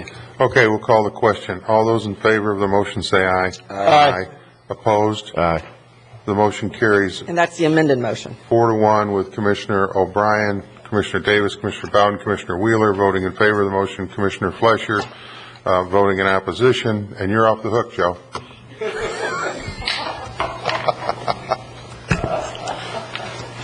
I'm a big-hearted guy. I'll go with the 80%. I'm still on it. Thank you, Mr. Paladin. We're going to take a 10-minute break. But I still want your $100, Mr. Chairman.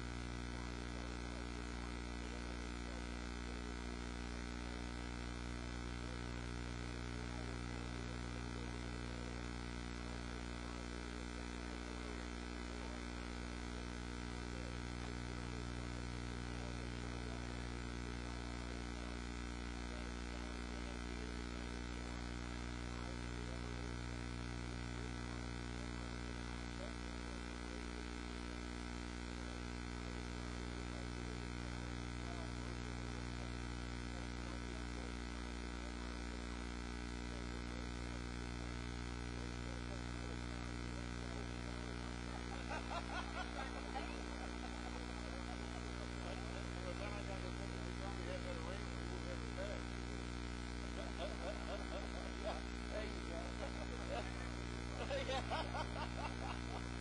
Kelly. Doing good. How are you doing?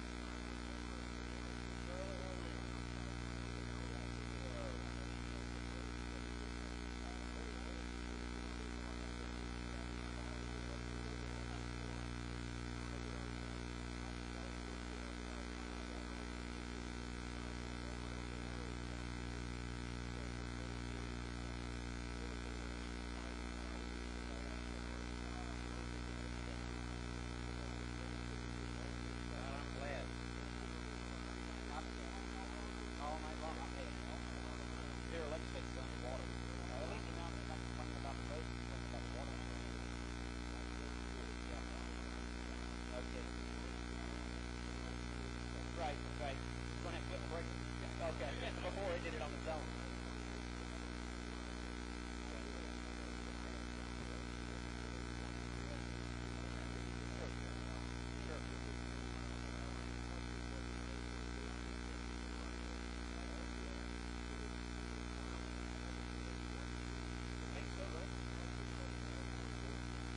What's it at now? 85?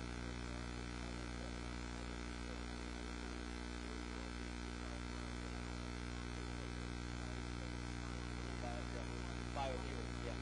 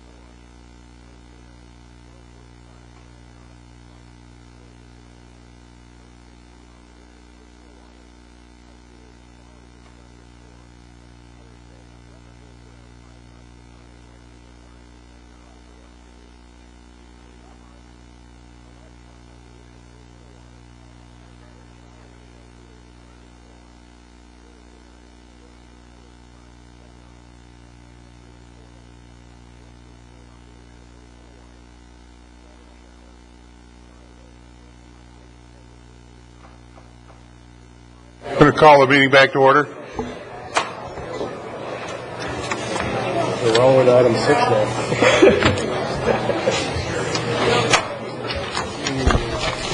Right.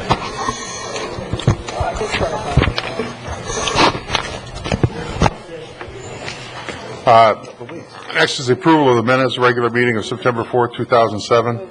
Second. We have a motion and a second. All those in favor say aye. Aye. Opposed, like sign. Motion carries unanimously. Budget hearing, September 5th, 2007 minutes. Move approval. Second. Motion and a second. All those in favor say aye. Aye. Opposed, like sign. Motion carries unanimously. Regular meeting minutes of September 11th, 2007. Move approval. We have a motion and a second. All those in favor say aye. Aye. Opposed, like sign. Motion carries unanimously. Consent agenda. Anyone want to pull anything from the consent agenda? Move approval. We have a motion. Second. We have a second. All those in favor of approving the consent agenda say aye. Aye. Opposed, like sign. Motion carries. Under public hearings, Robert Pickett Jr.'s request for abandonment of a portion of 6th Avenue Southwest lying immediately south of 7th Lane Southwest, and that's found on pages 184 through 191. And who's going to have? Good morning, Stan Bowling, County Planning Director. The subject right-of-way segment to be abandoned is a part of a plat that was approved in the 1950s, Dixie Gardens. The subject site is north of Oslo Road and west of Old Dixie Highway. And this particular segment that is requested to be abandoned was basically a half-street stub-out that is a paper street. There's never any improvement of this particular roadway. Immediately to the west is Timber Ridge development. It was never interconnected through.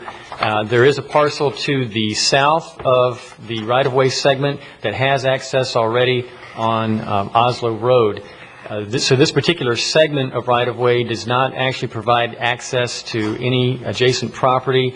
The applicant for the right-of-way abandonment owns the lot immediately to the east and could benefit from the right-of-way abandonment by expanding his buildable area. This is an aerial of the particular segment. Again, it's 35 feet wide, a little more than 90 feet long, and there is a county drainage facility within this right-of-way and Vero Beach Electric service. So all of the staff and utility providers looked at this request and has no objection to the request so long as there's an easement for drainage and utilities that's retained over the entire right-of-way segment, and that staff has incorporated that into the resolution for abandonment that's in your backup.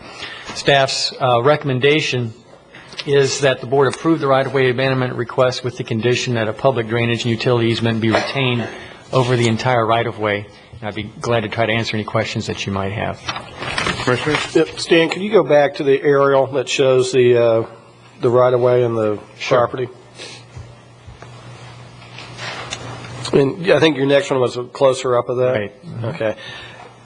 Does the applicant want to build in that area? Is he going to add a garage or something over there, or what? What actually will occur is because there will be, no, it won't actually be building in the right-of-way because there will be an easement over the right-of-way. But what that does is allow them to, they get an advantage with setbacks. And so he's allowed actually with this to go through to build right up to that existing right-of-way line, but not into it.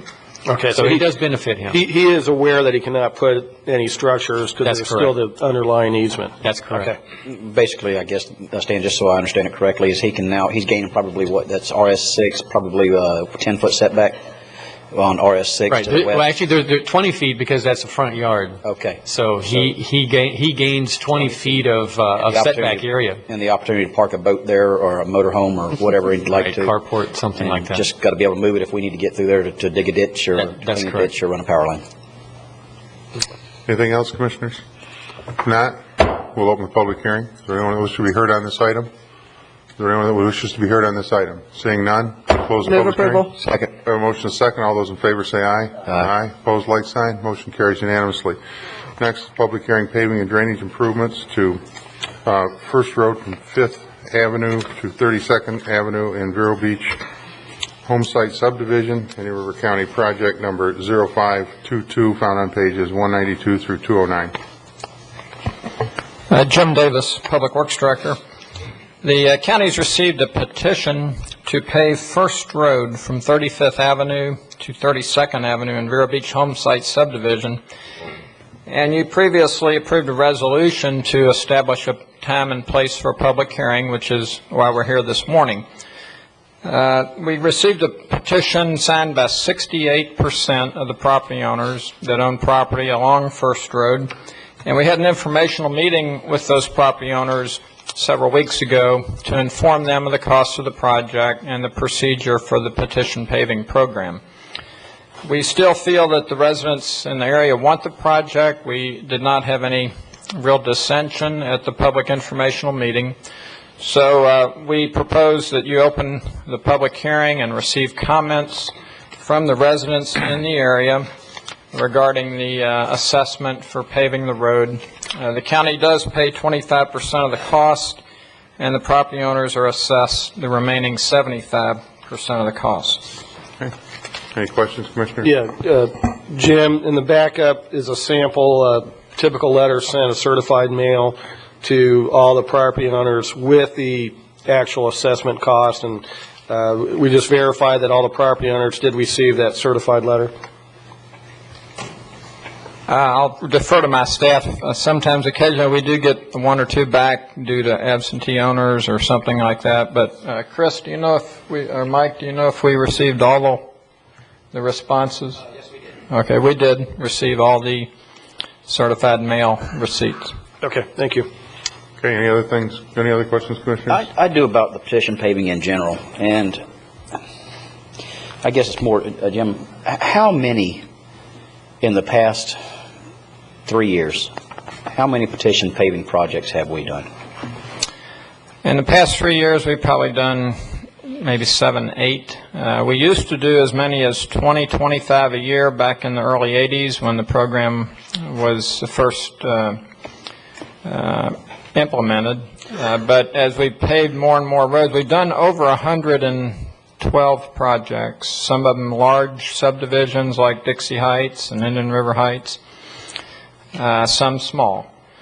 And it has trailed off over the years, I think mainly because we've already picked the low-hanging fruit and we've paved so many roads, but there's still probably 200 miles of unpaved roads on our system. Do you think that that perhaps the reason it slowed down to a certain extent is because of the escalating cost of materials? I think that's true. And I mean, I'm good with moving forward with this project, but Commissioners, there's going to be a time, and I'm starting to hear more and more of it, especially, and I know we can't base decisions on the amount of rain we've had this week, but there's been some substantial concerns about some residents in particular District 1 with some dirt road issues, and I've got a list of them. I'm fixing to bring them to the county administrator's attention, and I just think that we may at some point in the near future have to look at readdressing some of the requirements for a petition paving process to make it a little more palatable for those that want to move forward with that petition. Okay, any other comments, questions? If not, we'll open the public hearing. Is there anyone else who should be heard on this issue? Anyone that wishes to be heard? Can you please give us your name and address? I'm Connie Hall. My address is 3236 First Road, and I'm actually the representative for the road that went and got the petition. The reason why we went and got this petition was in the storms of 2004. My house came within 1 inch of being flooded because of the drainage problem that's on this road. We went around, we got 68%. Basically, those 68%, I've got, I think, 8 of the people that signed that petition here still saying they want the road. Today, you said the rain. Well, I still have the lake of the road. All the water from that road drains right into my property. And I've been told by Clint and Terry, both at the road and bridge, that if we got the paving done, it would eliminate my problem. Mr. Mazzina, your engineer that drew it, has told me I live in a hole. I live in the lake of 32nd Avenue, First Road and 32nd Avenue, because all the water somehow comes into my house. So I would like for you guys to please approve this paving project. Okay. Thank you, Ms. Hall. Anyone else wish to be heard on this? Seeing none, we'll close the public Move hearing. approval. Second. We have a motion and a second. Any discussion? All those in favor say aye. Aye. Opposed, like sign. Motion carries unanimously. Next is amendment to Charter 972 of the Code of Indian River County to limit the number of temporary vehicle sales. That's found on pages 210, 220. Morning, Commissioners. Bill DeBrawl on behalf of the County Attorney's Office. Please, ladies and gentlemen.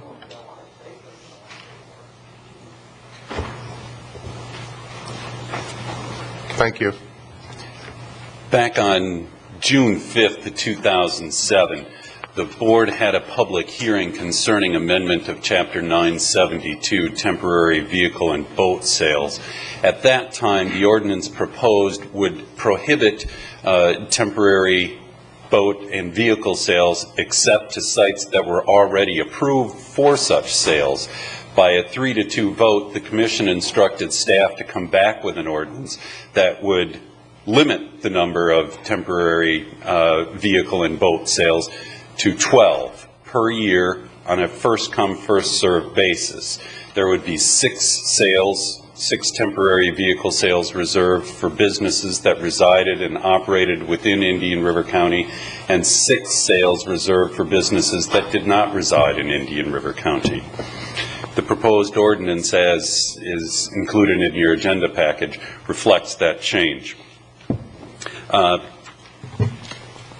ordinance does not affect other temporary sales such as such as pumpkin or Christmas tree sales.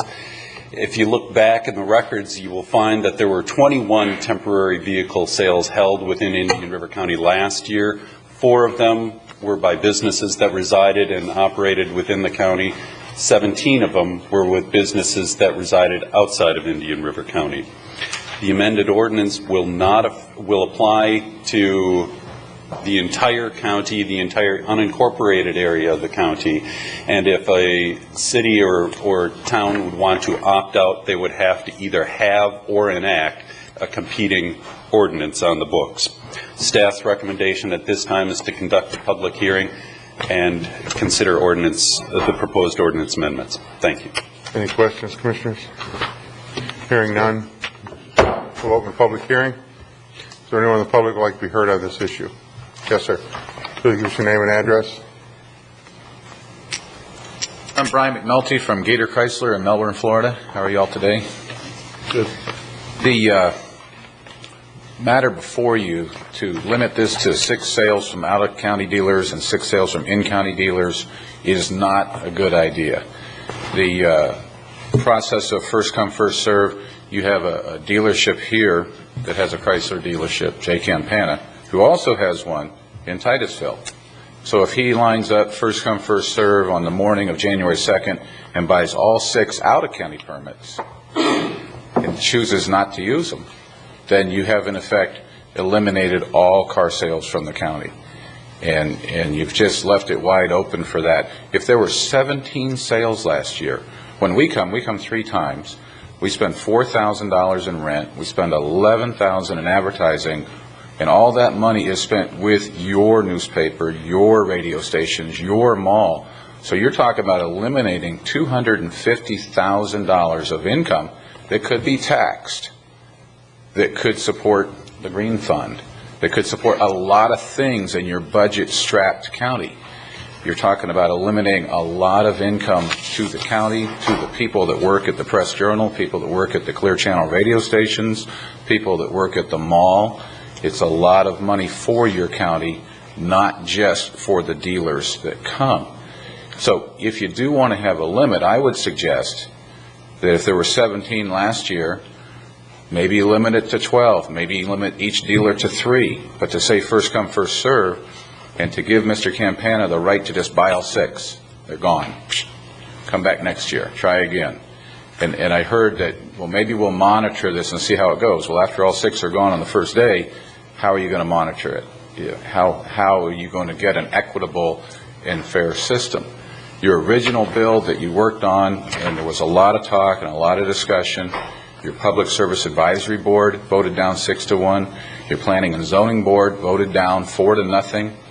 Did any of you go and talk to those 11 members? Mr. Davis, did you talk to the people on the Public Service Advisory Board? Some of them, yes.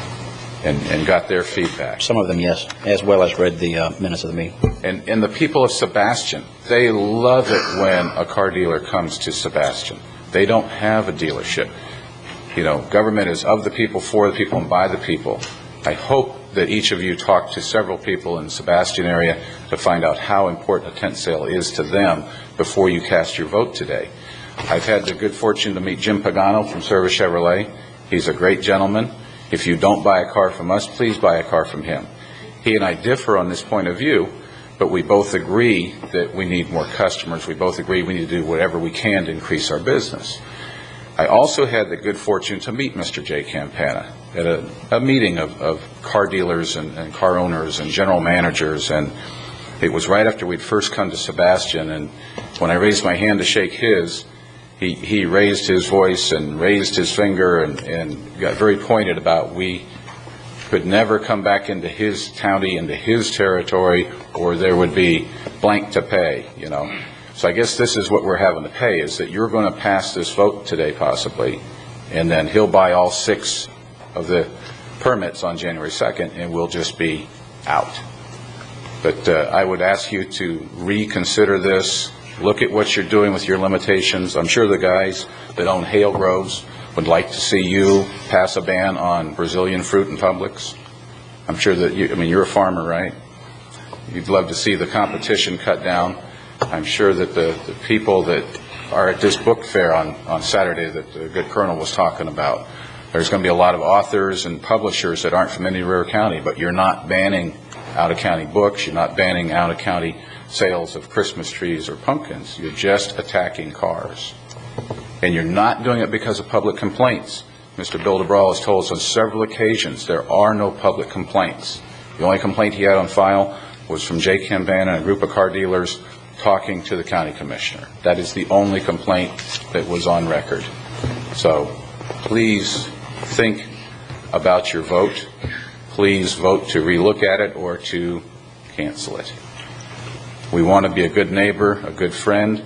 We do a lot of good work in this county besides sell cars. Sometimes we come here and we don't sell a single car. Sometimes we come here and sell 30.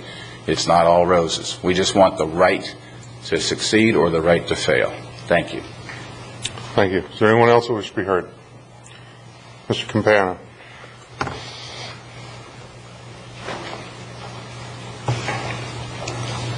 Good morning, Commissioners. Jay Campana, Vero Beach Chrysler, longtime Indian River County resident. Got my name mentioned a number of times by this gentleman. The local businesses and car dealers and used car dealers in Vero Beach are pretty much united on this, and we feel this is a fair compromise that the local staff has come up with, and we support the measure. On record, I will assure you that I will not come and take the other 6 permits. I have no intention of doing that.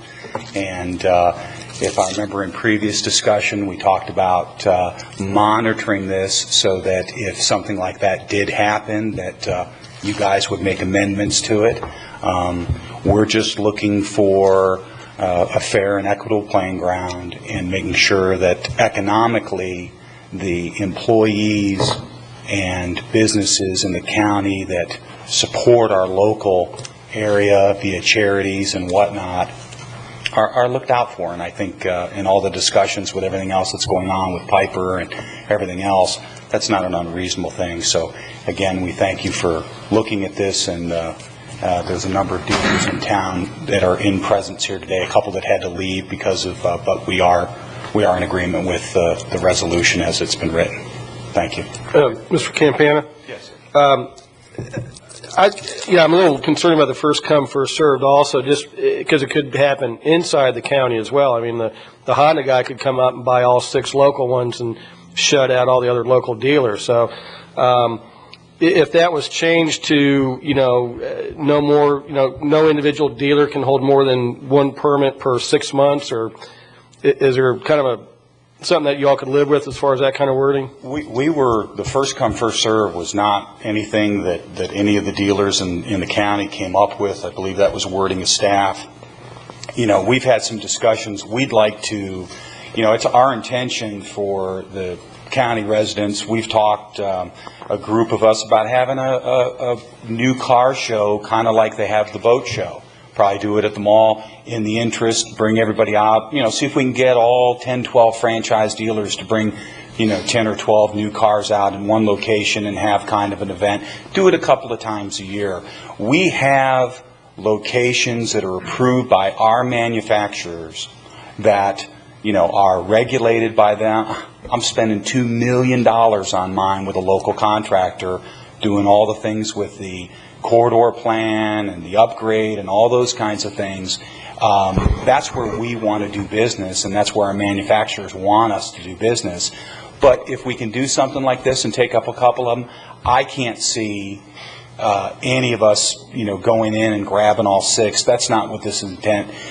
17 happened last year, or could be 37. That's what this is about, is limiting. And there isn't any reason that this gentleman couldn't come and grab all 6 under the same circumstances. But we were happier with the compromise of being able to limit it to 6 and 6 at a first-come, first-served basis. But we're not in any, we don't have any qualms about that. If you limited it to 1 per license, or, and the other thing that I would comment about, too, is that, the possible shenanigans in this could go either way. I mean, somebody could come in and talk a local small used car dealer into allowing them to use the license. There's somebody from South Florida is having one this weekend, and it's really not in the benefit of the county. So, Commissioner, did you have a question? Oh, okay. I had one from Yes, Mr. Campana. How many off-site, out-of-county sales have you been engaged with over the past 5 years? I don't do any, sir. You don't do any at all as far as the RV? Well, all the sales that we do are sanctioned by, and again, the RV has a trade association. It's the Florida Retail RV Trade Association. We are in Section 8 or Division 8, and all of the RV shows that we do are sanctioned Division 8 events, which means that they have a governing body that determines who can come in, and those are only open to all of the dealers in Division 8, which is basically the southeast corner of Florida. So I don't go into other people's territories and have RV sales or with competing franchises. We respect their borders and don't do that. So it's a regulated cooperative event. You're not carting any of your vehicles out of the county and invading another territory? That's correct. For instance, in St. Lucie County, we'll just use that as an example, the one that takes place in January. That is a Division 8 sanctioned RV Trade Association event. I bring the motorhomes that I have a licensed franchise in St. Lucie County for. I don't violate it, nor does anybody else. Again, that's controlled by the RV Trade Association.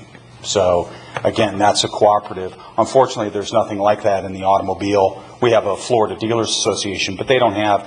Motorhome shows are, in general, a recognized thing. And again, that's policed by them. So we really don't have that issue. Now, we can't control other dealers coming in the RV business, but if they'd like to participate in a Division 8 show, they have to abide by those rules. Thank you. Okay? Good. Thank you. Mr. Chairman? Yes. If the first come, first served issue is problematic, this ordinance doesn't become effective until January 1st of this year. It could be structured so that all applications be submitted by December 31st, and in the event that there's more than 6 in-county or 6 out-of-county applications, they could be drawn by lot on the first working day of the year so that it would be fair. It wouldn't be that hard to restructure that sentence. The only concern I have there, Will, is, I'm sure during the course of a year their business model or opportunities may come or go. I'd rather just see some wording limited to 1 per licensee per 6 months. That they could come in later in the year in March or April and see how their season went, or adjust their business model from that point, but it would still at least limit it from one business, submitting 6, whether it be local or out of state. And that would give each dealership at least, 2 opportunities if they wanted to do that many. Mr. Chairman? Yes. Well, I tell you what, why don't we wait and get into this aspect of the ordinance after the public hearing's through? Is there anyone else who would like to be heard? Mr. Paladin. Good afternoon, or good morning yet. I spoke on this at the PSAC meeting, as a matter of fact, and at the P&Z. I'm for whatever's best for the people that live in Indian River County, and what I think competition gives the people in Indian River County the best opportunity to obtain the best deal available for them in Indian River County. I believe in free enterprise. I believe in the right to do business, and also the mall is a member of Indian River County. And I think the mall is in favor of the way things were, the way they have been, and it gives them the most opportunity to benefit from being a mall here in Indian River County. I think when you start trying to put more government into it, you start putting a value in a commodity that didn't exist before. Sort of like when you tried to do a moratorium on rezoning. All of a sudden there's a commodity on getting your rezoning done. I don't think we need more government. I think that we need to go ahead and just leave things the way they were. Go ahead and let the county mall benefit from these benefits. Let the people that benefit from these benefits. I'd like to see the out-of-town car dealers and the in-town car dealers at the same shows. I'd like to see them at the same sales. That's better competition. When you start limiting who can be there, you're sort of limiting competition and the best price that the people that live here can obtain. So I'm all for less government, making less rules, and I don't think that we're protecting the people of Indian River County by doing this. I think we may be protecting a handful of businesses. And as far as the people from out of town not being a good neighbor, we've dealt with the people from out of town, we've dealt with the people in town. Now, my family is a very big contributor and plays a very big part in the March of Dimes every year, and has been for 20 years. We tried to get a car dealer here in town to be a member, be a co-sponsor with us in one of our deals that we're trying to put together for Easter, and we couldn't get anybody to come forward. Nothing against that. They said it was a bad year, didn't have the money, couldn't afford it, weren't interested. And Gator Chrysler Plymouth we called on, and they did show an interest, and they are negotiating to do an advertisement with us, and all the proceeds go to the March of Dimes. So there are people from out of town that come in here that do some good. Not everybody that comes in here from out of town causes harm. And because there has been no records of complaints over the years, and we did research that with Mr. DeBrawl, that was a fallacy at the last PSAC meeting. That, people from out of town would come here and sell their cars, make their money, there'd be no way of getting back to do your warranty work and stuff. That simply hasn't been the case. So I would say take them all into consideration, take the people that live in Indian River County into consideration, let them have the best deal for the dollar, and let's not put more government into effect when we don't need it. Thank you. Thank you. Is there anyone else who would like to be heard? Anyone else who would like to be heard? Hearing none. Close public hearing. Mr. Chairman. Yes, Commissioner. Yes, Mr. Chairman, and weighing both sides of this and hearing some of the comment, I understand exactly what both sides are saying. And I guess when you talk about the issue of fair or free trade and being, I guess, a farmer, I do understand what you mean about Brazil. And it's more of an issue to me, not of free trade, but really a fair trade issue. We do have corridor requirements. We have issues that we place on our local vendors here. And this isn't taking away anybody's right to do anything. They'll still have the opportunity, and if not, I'll be the first to address it in the event somebody does come down there and try to close out your opportunity to do a sale. That's not the intent. I will readdress it, and if it does get abused. This is just simply to put some limits and some controls on a situation that quite possibly one day could get out of hand and has been brought up by some of the local individuals out here. So I'm ready to move forward with it. And I mean, as far as Commissioner O'Brien, your concerns about exactly how it's worded with the numbers, it could be a lot to do about nothing. But I don't think there's anything wrong with the ordinance as it is right now. Mr. Chairman? Yes. I am going to be consistent with my original vote, and I'm going to go by the recommendation of our committees and I do not want to regulate trade, period. Okay. Any other comments? Mr. Chairman? Yes. I have a tremendous fear that we are entering into regulating trade and free commerce in our community. I believe that open competition is what drives an economy upward. And in addition, those words come from someone who has purchased every vehicle since I've lived in the state of Florida at a Vero Beach dealership. I don't go elsewhere to purchase a vehicle, and I don't know what the consensus of the board is, but I know that so many people purchase vehicles at our local dealerships, and I don't believe that the cultural events that take place at the Indian River Mall and the sales events that take place at the Indian River Mall or the Outlet Mall inhibit their capacity or effectiveness to be able to sell quality vehicles at their dealerships. I believe that there are some occasions where identical style and type vehicles are sold, but I think the uniqueness definitely separates all facets of the sales, and I believe that if we were to support this staff recommendation, we would most certainly be skirting some of the interstate antitrust concerns. I did not say we would be violating the law. I said that we would have some concerns that would be focused upon, and I then would be looking at all of the other elements of trade in our community.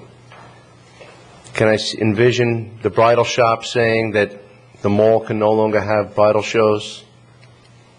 I'm not worried about Christmas trees and pumpkins. I think that for some reason the spirit behind both of those two mechanisms will always prevail, I hope.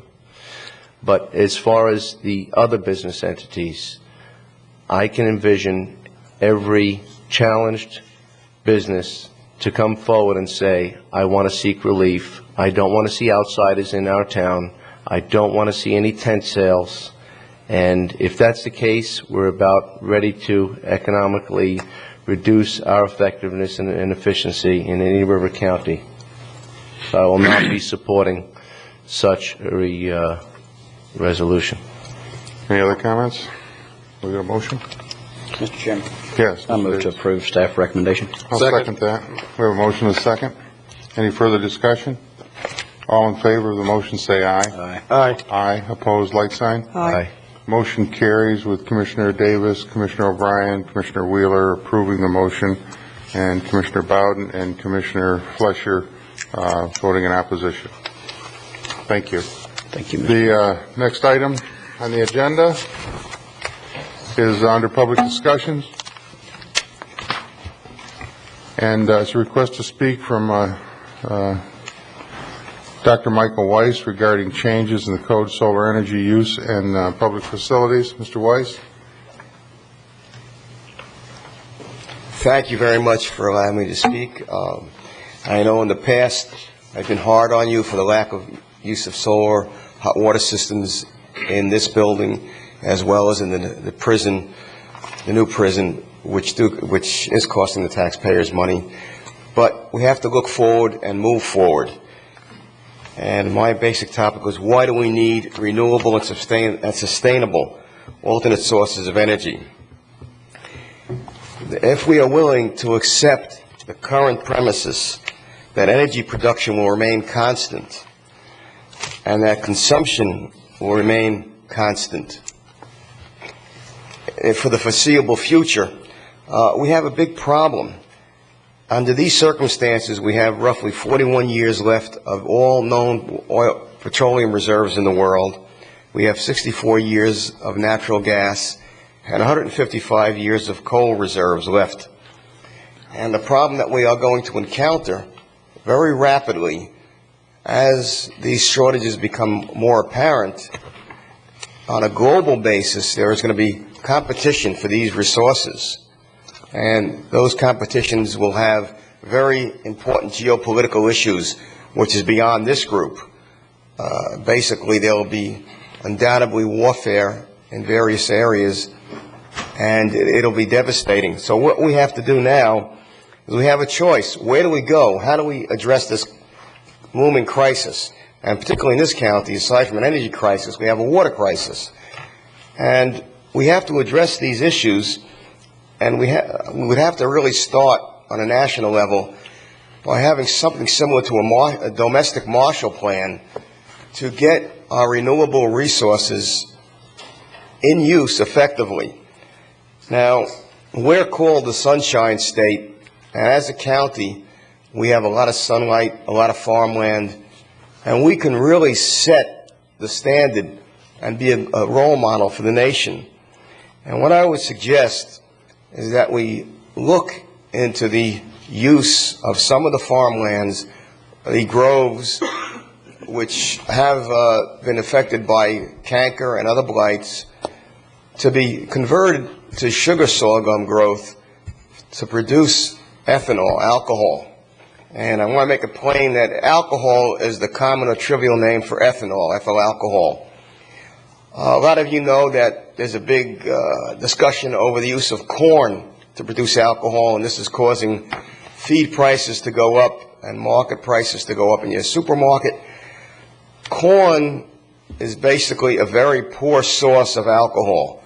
Corn gives you starch, and the starch has to be broken down to glucose, and then the glucose is oxidized to alcohol.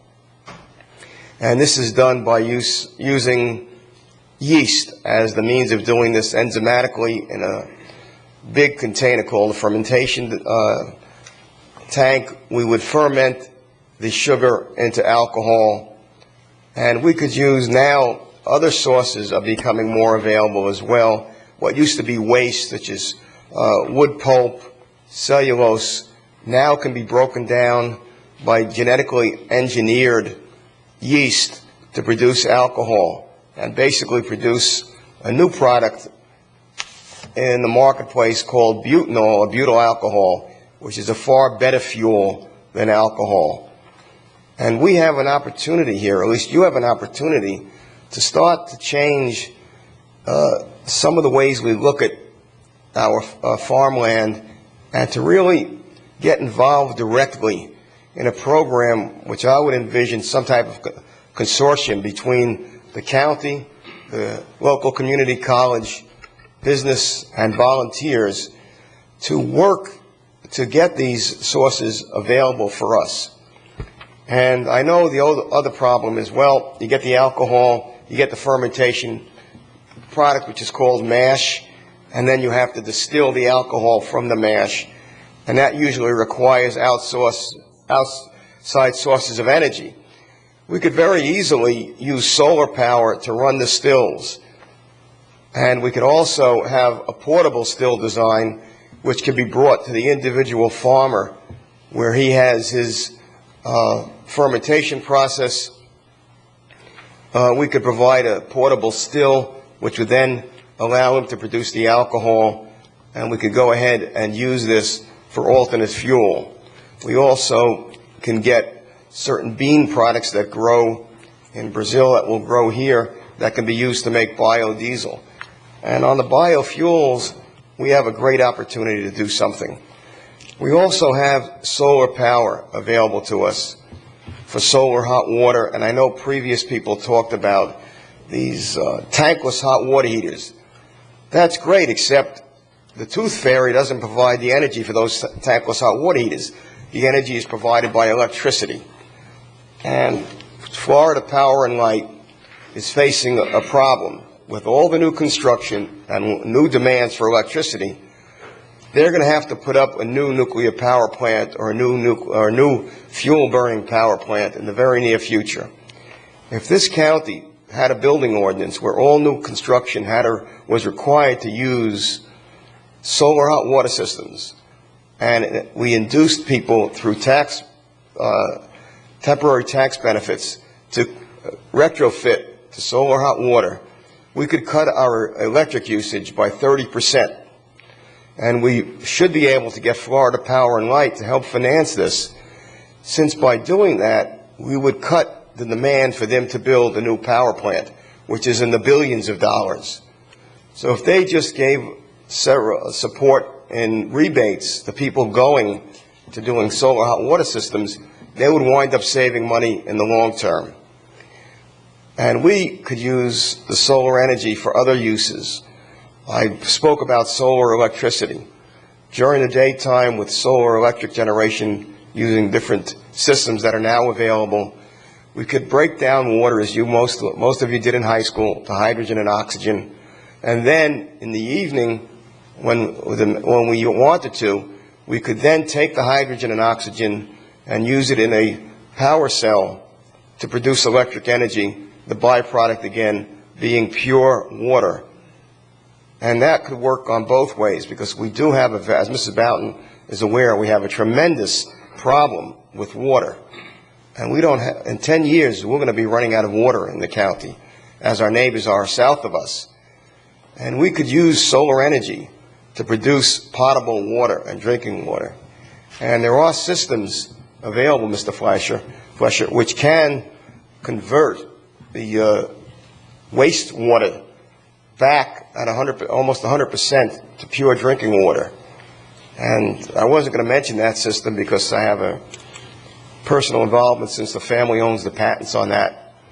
And we're going to have a demonstration in Kenya next year, actually next summer, to show it working throughout the nation. And that African country where they're desperately in need of water, that sewage can be converted back into potable water. But that's not the real issue. The issue is we have an opportunity now. You have an opportunity to set the standard for the rest of the state and really be an example for the nation. If you establish new rules and regulation on building that really is not going to cost people that much. When you talked about cost, Mr. Fleischer, as the old ad for oil used to say, you pay me now or you pay me later. Well, paying later is going to be more expensive. Solar hot water may be slightly more expensive on the initial installation, but the state of Florida gives a $500 rebate. And if the county and Florida Power and Light would be able to do something in the same order, it brings the cost down to the consumer. And the other item is 30% of your electric bill goes to producing hot water. So you can figure out rather rapidly the $1,000 or $1,200 additional cost of a solar system would be paid off very rapidly by the homeowner.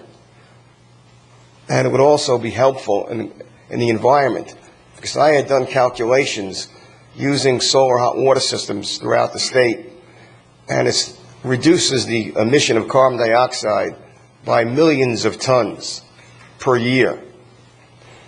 And these are things that we can do here and that you can do.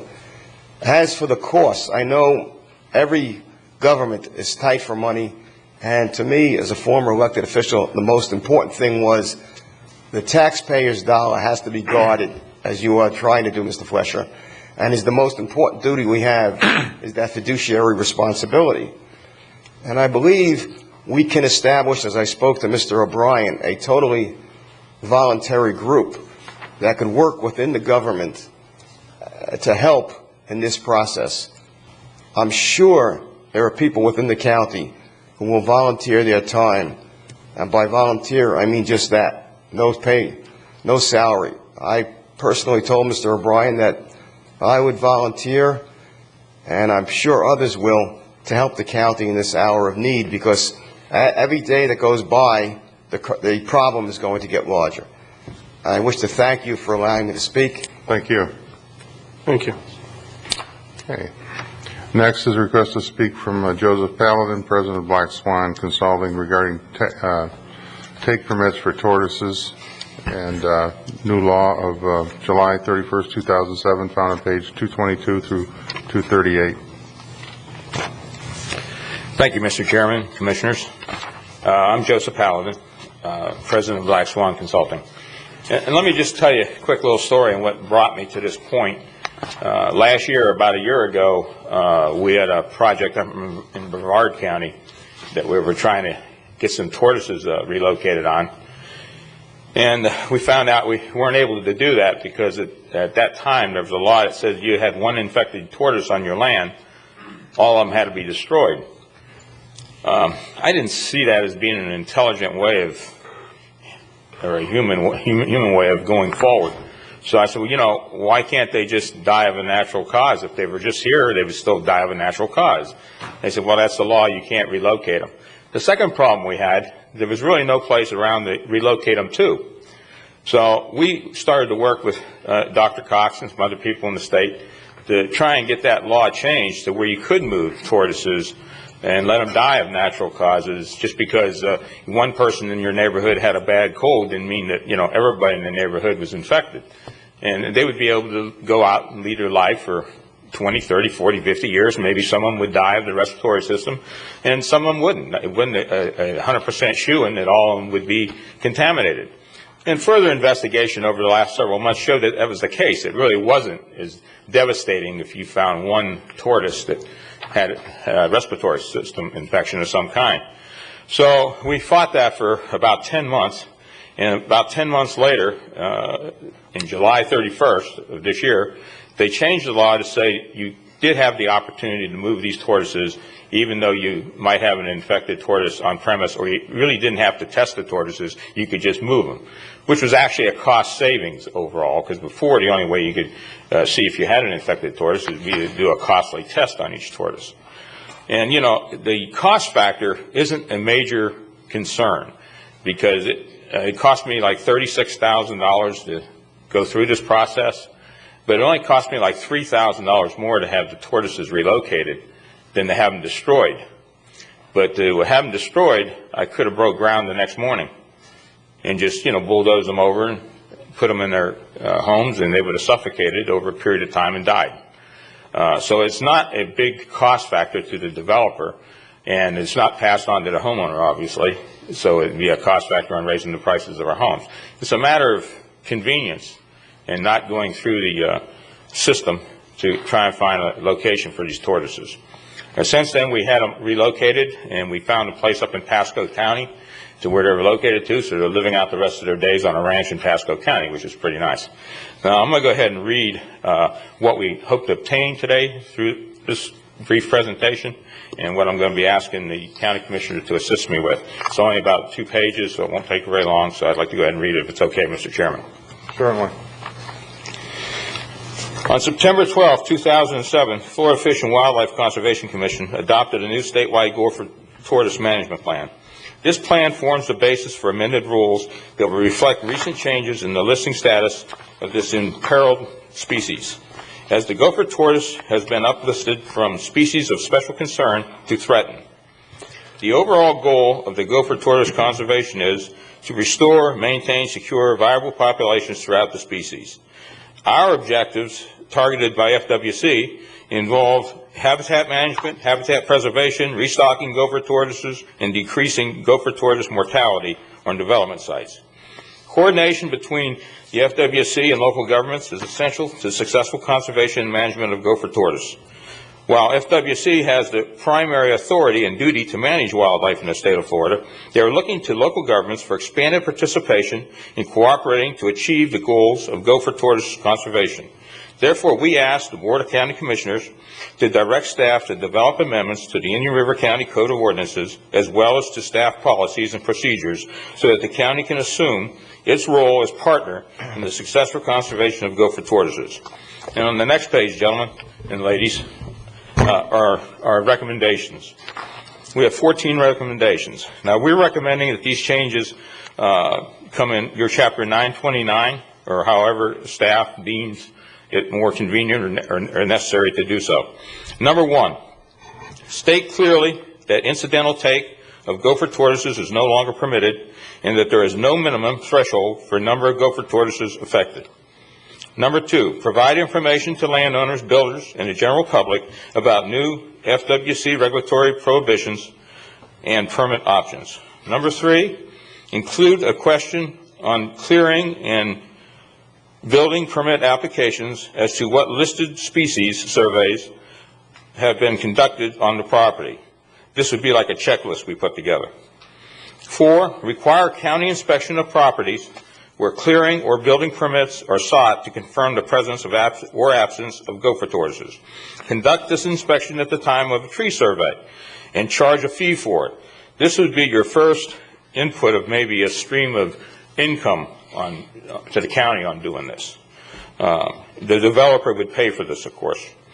Number 5, require listed species and surveys before issuance of clearing or building permits, like before our LDP permit, perhaps. Consider assisting FWC with verification of gopher tortoises surveys on proposed development sites to ensure compliance with FWC guidelines. 7, require issuance of FWC gopher tortoise relocation permits early in a project's permit approval process before issuing clearing or building permits. 8, establish incentives that will enhance county's ability to acquire gopher tortoise habitat and manage lands under county control. Such as when we negotiated the Paget Ranch, or actually we've approached Mr. Sexton on his ranch, and he has indicated that he would be open to viewing this as an option. So maybe we can make that part of our negotiations.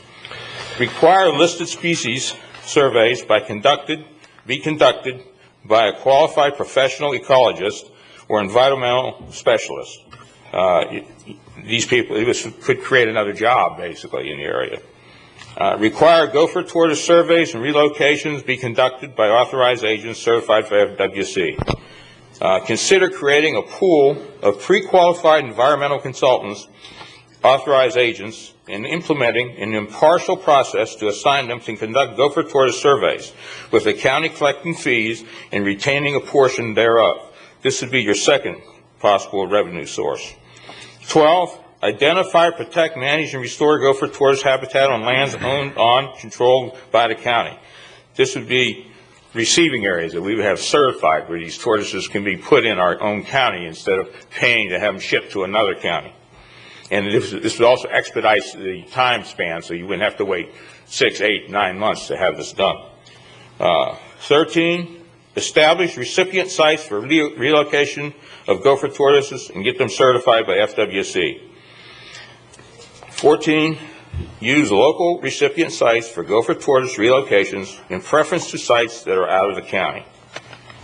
Those are our 14 recommendations, and we don't expect a vote on it or anything like that today. What we'd like is a vote to maybe have staff work with myself and the people that help me put this together so that Indian River County can be on the forefront and be on the front of this. And I'd like for our county commissioner maybe to step forward and be the man to carry the ball, because we need a county commissioner to kind of expedite this. Mr. Chairman. Mr. Fleischer. Mr. Paladin makes some very valid points, and most certainly as a developer to come forward and stand at the podium. I don't anticipate anyone standing before the podium and asking us to slaughter the gopher tortoises. That's already being done. That's being done without any regulation. That's being done with these take permits.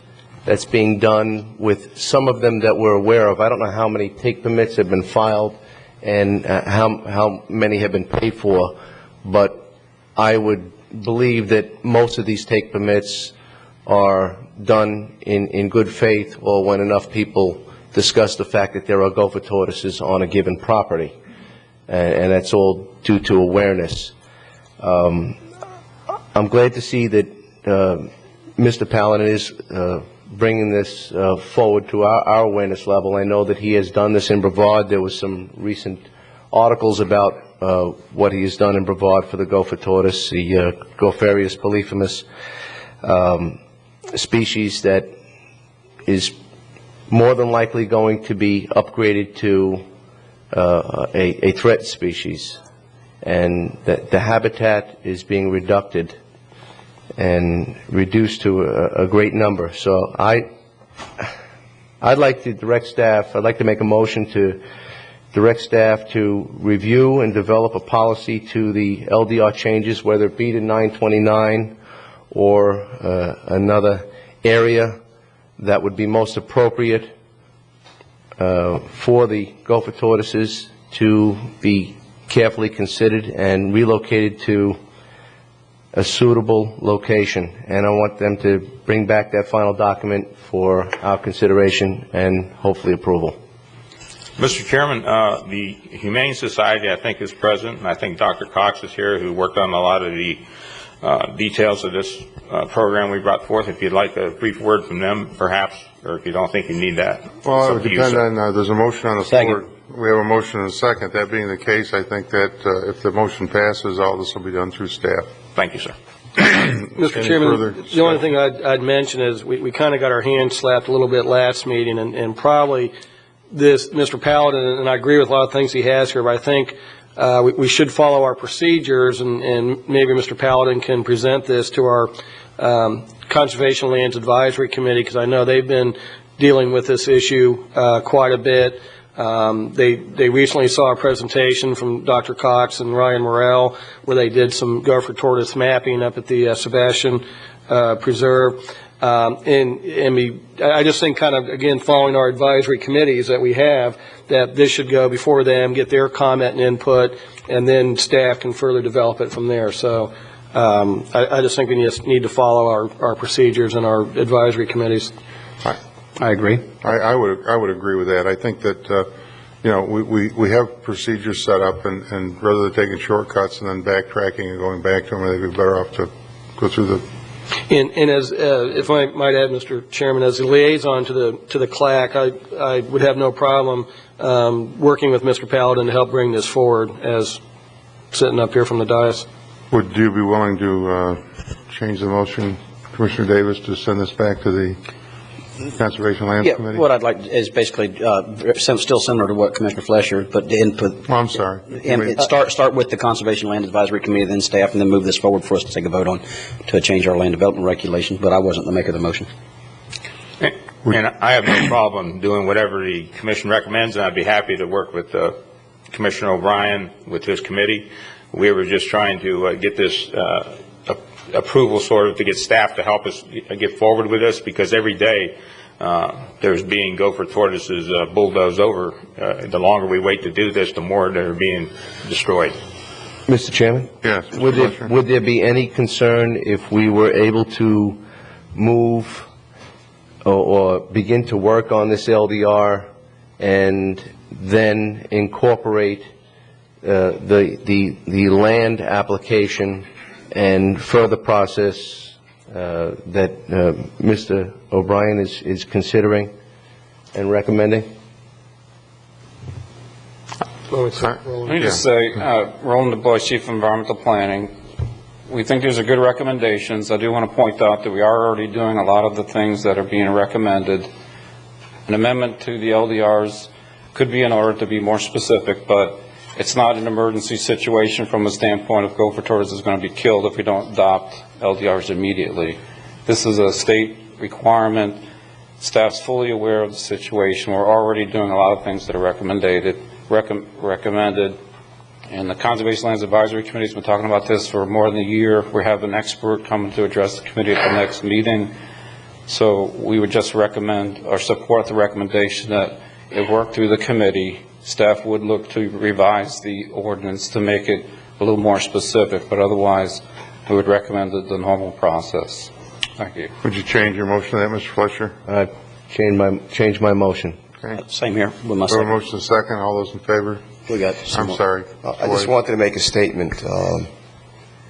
I'm very happy with Mr. Paladin and his regulations. My wife and I are very concerned about life in all forms.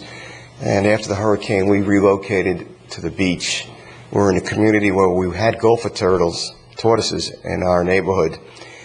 And we had a lot of problems with some of them being injured and carelessness of the gardeners who would cut down the vacant lots, just running over the tortoise nest, totally without regard. And if you spoke to them, they just shrugged their shoulders. And we did have an injured gopher tortoise. And we had a heck of a time getting anybody in the county or the city to do anything about it. We wound up calling somebody in Fort Pierce to come and pick up the injured tortoise and relocate it.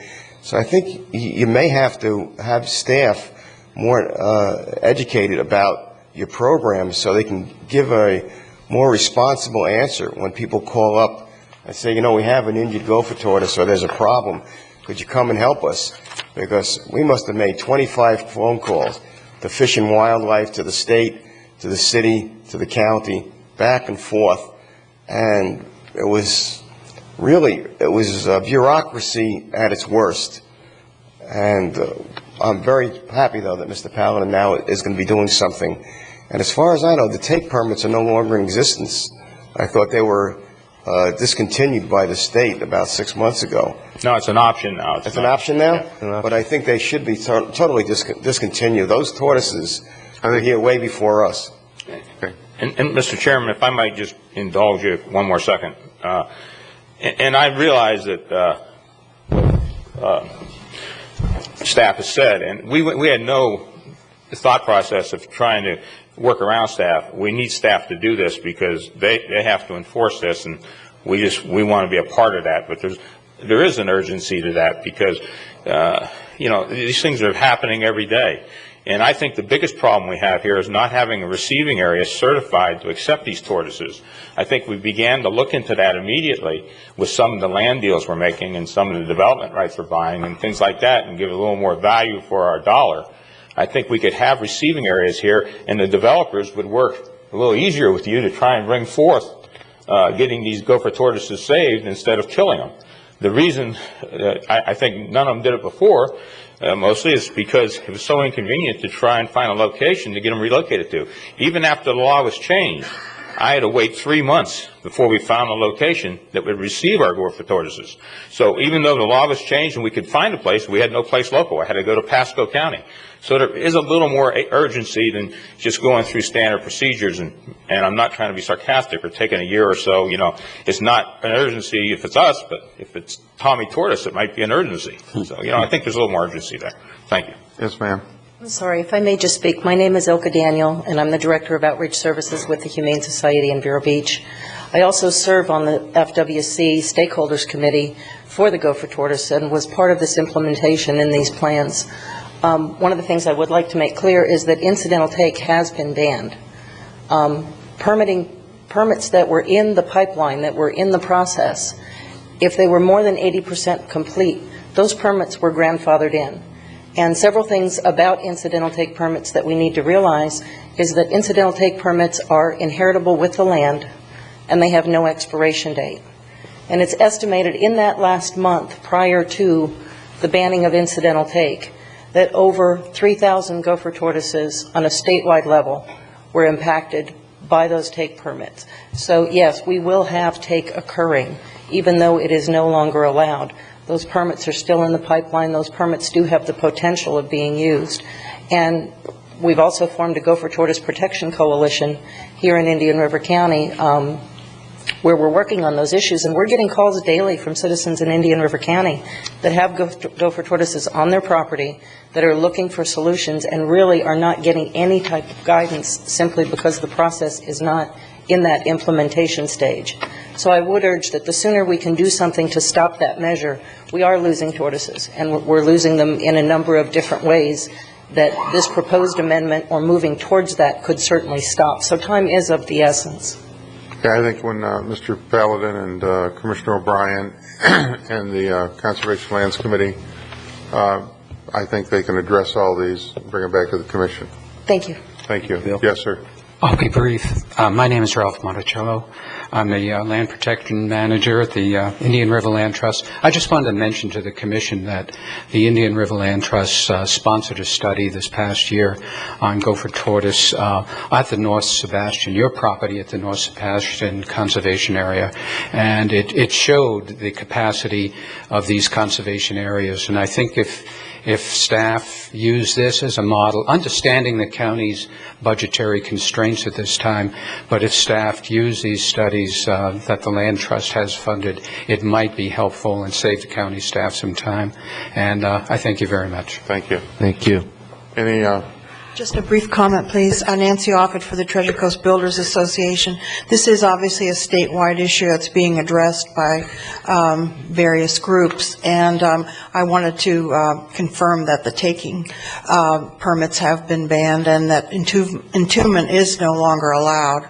So we would be very happy to work along with anyone else in the county for relocation or for addressing it in a comprehensive manner. Very good. Thank you, Nancy. Okay, we have a motion on the floor to have Commissioner O'Brien work with Mr. Paladin and also the Conservation Lands Committee, if I understood that properly. And the staff continue to work. Yeah, okay. In a timely manner. Very timely, yes. Okay. We have a motion and a second. All those in favor say aye. Aye. Opposed, like sign. Motion carries. Notice of scheduled public hearings, October 9, 2007. Consideration of proposed amendments to Chapter 911 and 915 of the Land Development Regulations to implement comprehensive plan changes to the FLUE Policy 5.8 agricultural PDs, and that's legislative in nature. Next is Calnas. Anybody know how to pronounce that? Okay. I know what you mean. Take the best shot. Anyway, daycare. And a request for a special exception use approved for a child care facility to be known as Calnas Daycare. Helen Jackson, owner, Kenneth Jackson, agent, located at 3981 45th Place, zoning classification RS6, residential, single family up to 6 units per acre, land use designation L2, low density residential up to 6 units per acre, and that's quasi judicial. Notice of scheduled public hearing for October 16, 2007. Consideration of an application for certificate of public convenience and necessity for a Class E certificate from the medical transportation specialist, and that's administrative in nature. And let's see, I think, can we get through anything else? We got about 3 minutes left here before we have the floor to research.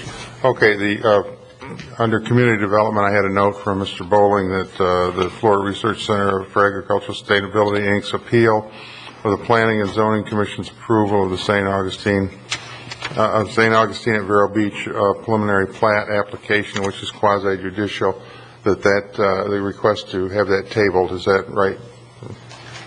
And to a date certain. Is the applicant agreeable to the extension?